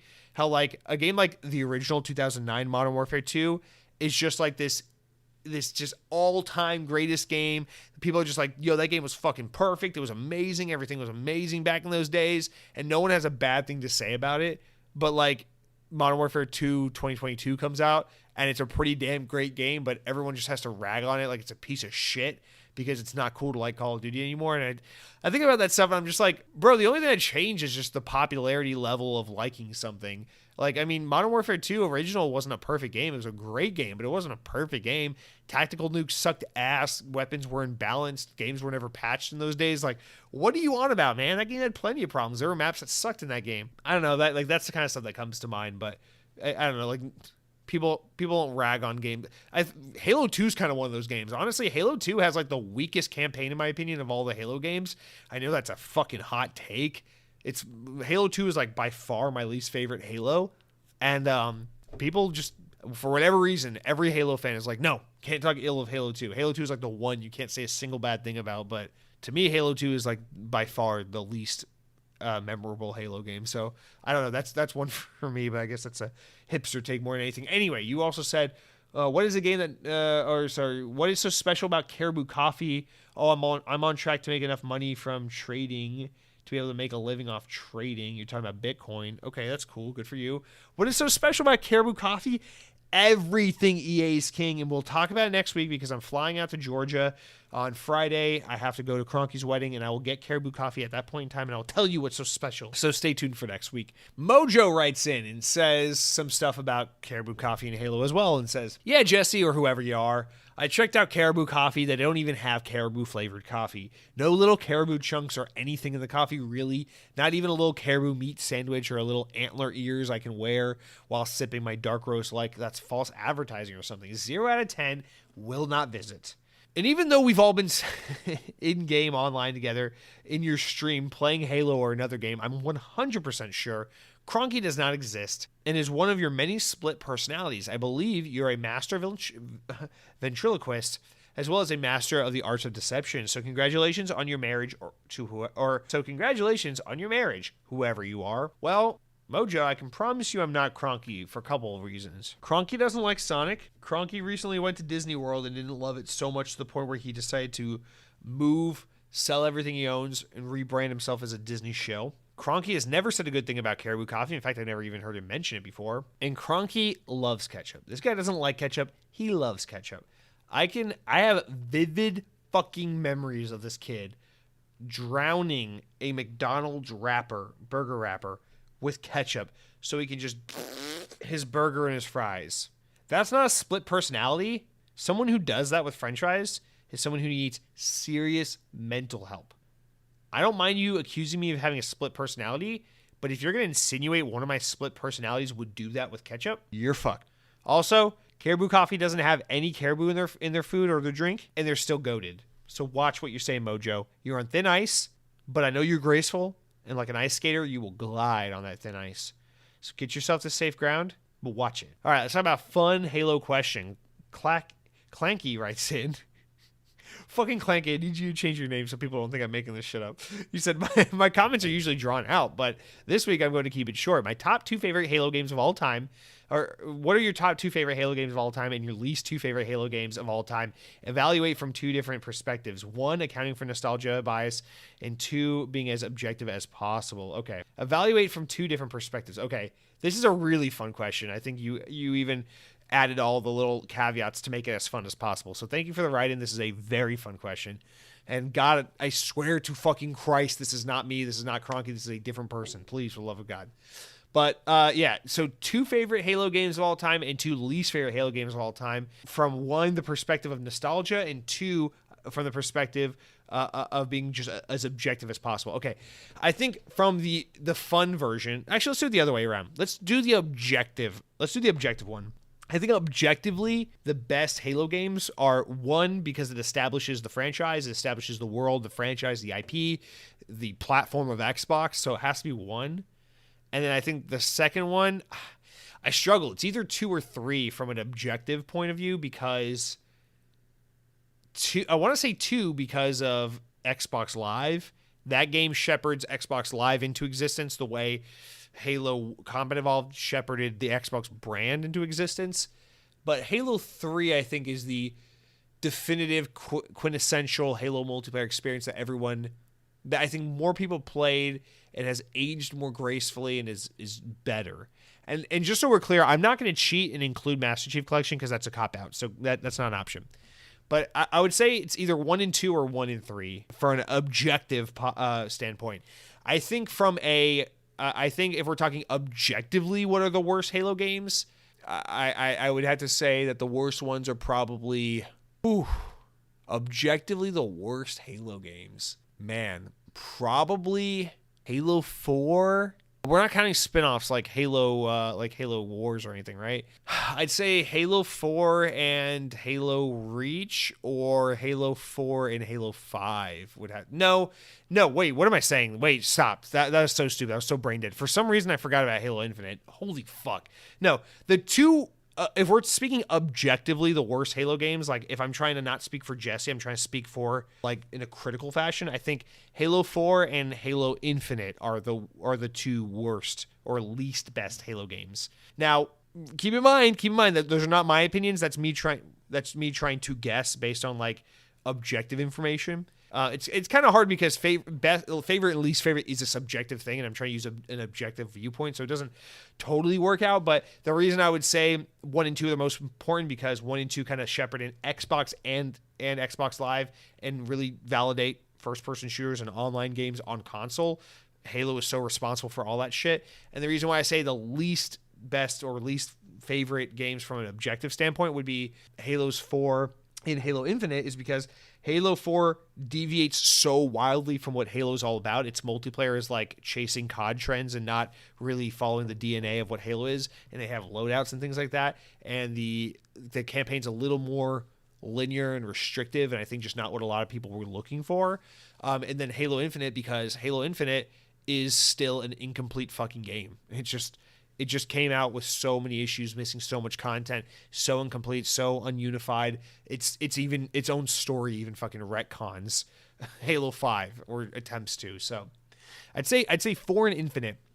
But if we're talking about my favorites, completely different answers, because if we're talking from a nostalgic and subjective perspective, I would say that the 2 best Halo games of all time, without a doubt, no questions asked, Halo 3 and Halo 5. I don't care what anyone says. You make fun of me until you're blue in the face. You'll never hurt my feelings. I so proudly stand by it. Halo 3 and Halo 5 are the best Halo games ever made. People overreacted to high hell about Halo 5.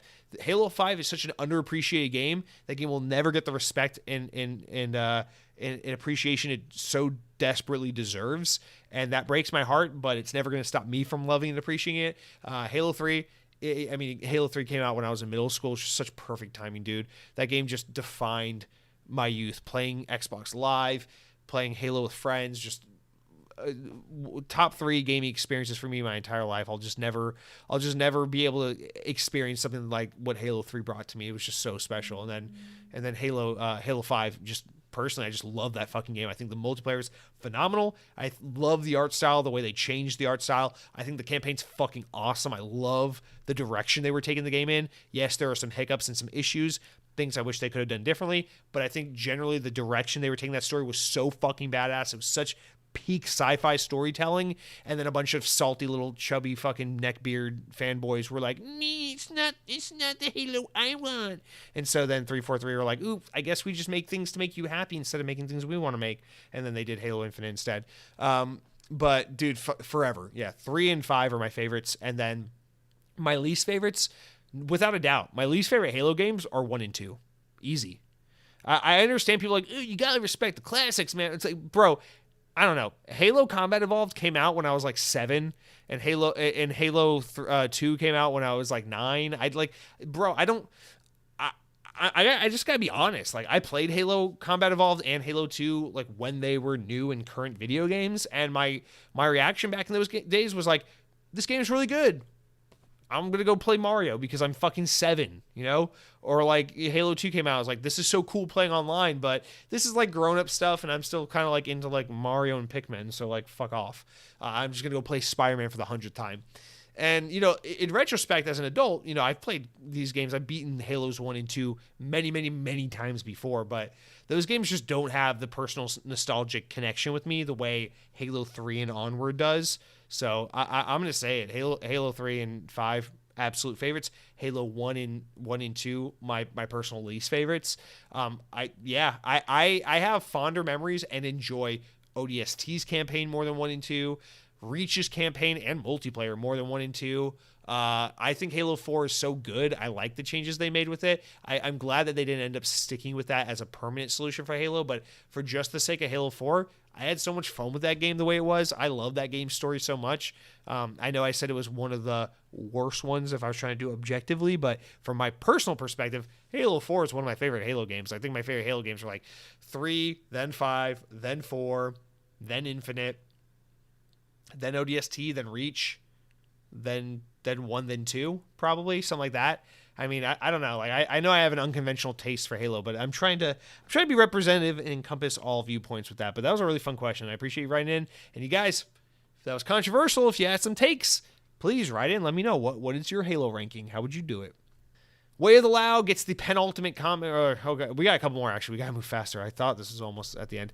Way of the Lao writes in and says, yo, my G, hope you're doing well. First off, let's get something straight. IGN sucks something, and I'm not going to say what it is. Also, yes, let's not do console war bullshit on here, please. I like the podcast, and I like people who write in, so let's please keep that shit for other podcasts that want to suck each other off by telling each other how great they are for refusing to accept that people disagree with one another. I like your response to my Starfield question. I do agree with it, and I understand what you're saying. I just... it's just that I hear so many people hyping it up on podcasts and Twitter, and I worry. I like Xbox, and I want them to have a first party win that kicks ass. I don't want them to end up being screwed up because it has bugs on launch, which would be perfectly normal, that end up hurting the game's sales. Well, that's all I have to say, and I knew you were an emo teenager when you wore black eyeliner when you were young once. I did not wear eyeliner ever, not that kind of emo. P.S. I like podcasts even more when you engage with the comments for longer, so if anyone else does, please speak up. Yeah, good point. If anyone else likes long, drawn-out comment sections, speak up. I try to be a little mindful with the length of the comment sections because I don't want to drag it out too much, but I don't know. You guys tell me what you like. I'm just trying to make this podcast a little bit of what I want, a little bit of what you want, and a little bit of something that's reasonable, so it's, you know, palatable for new listeners while I just rant on and on about Caribou Coffee and Cici's Pizza. Anyway, yeah, way to Lao. Thank you for writing in. Yeah, I don't know. I think Starfield is, I think it's really dangerous for Microsoft to be really banking on that game as hard as they are, because my expectations for Starfield is that it is going to be, at the very least, a pretty damn solid 8 out of 10. I think the game is going to be good. I think it's going to have plenty of flaws. I think it's going to have plenty of area of opportunity, room for improvement. But I don't for one second think that Starfield is going to be the next game that launches fucking Xbox into the stratosphere, no pun intended. I don't think it's going to be the game to just fucking make PlayStation fans wet their pants and wish they had an Xbox. My guess is that it's going to do very well because it's a Bethesda game. It's going to be very well liked and pretty well reviewed, but I don't think it's going to light the world on fire. I really don't. I think it's a little desperate sounding for Xbox to just, if they really are trying to position this as like their new mascot franchise, I think it's a little lame because it's like, dude, Xbox, you couldn't fucking build something with your own team, so you had to go buy Starfield in order to get that hot ticket item. It's like, whatever, dude. I mean, I guess it's kind of technically what they did with Halo back in the day, but whatever, man. I don't know. My expectations with Starfield are just so insanely tepid and in check. I shouldn't say tepid, but like they're so insanely like in check and so reasonable. That's just like, personally, I just want Starfield to be like a really cool, fun game, and I think it's probably going to be all of that. And so as long as it's not like Cyberpunk 2077 broken, I think we'll be fine. But ultimately, I agree with you. I do share a similar sentiment. I want Xbox first party to get a big win. It would be fun, as an Xbox fan, for us to be able to have a game to be like, fuck yeah, dude, this is an awesome, excellent game. This is a great reason to have an Xbox. This is the kind of shit we've been hungering for and waiting for. I do want that, but at the same time, at the end of the day, it's just like, whatever. I'm already satisfied with Xbox as it is, and I'm already pretty convinced that Starfield's going to be, at the very least, a pretty good time. So I'm getting what I need, whatever. If you need me, I'll go be playing some Modern Warfare 2 or some shit like that. I don't know. Wes H writes in next, and we're talking about subs. He says, Jesse, 1, Italian subs are the best subs. Number 2, Caribou Coffee. Number 3, or no, not number 3, well, except for chicken tender subs from Publix. Okay. Wes, this is one of the most schizophrenic comments you've ever written in with, but I appreciate it because I appreciate you, and I'm glad to go over this, whatever this is. Italian subs are the best subs. That's true. Yeah, that's a fact. That's true. Caribou Coffee, that's not really, I mean, you're just saying Caribou Coffee. I don't even know what that means. I've said it many, many times. You're making fun of me for it. That's fine.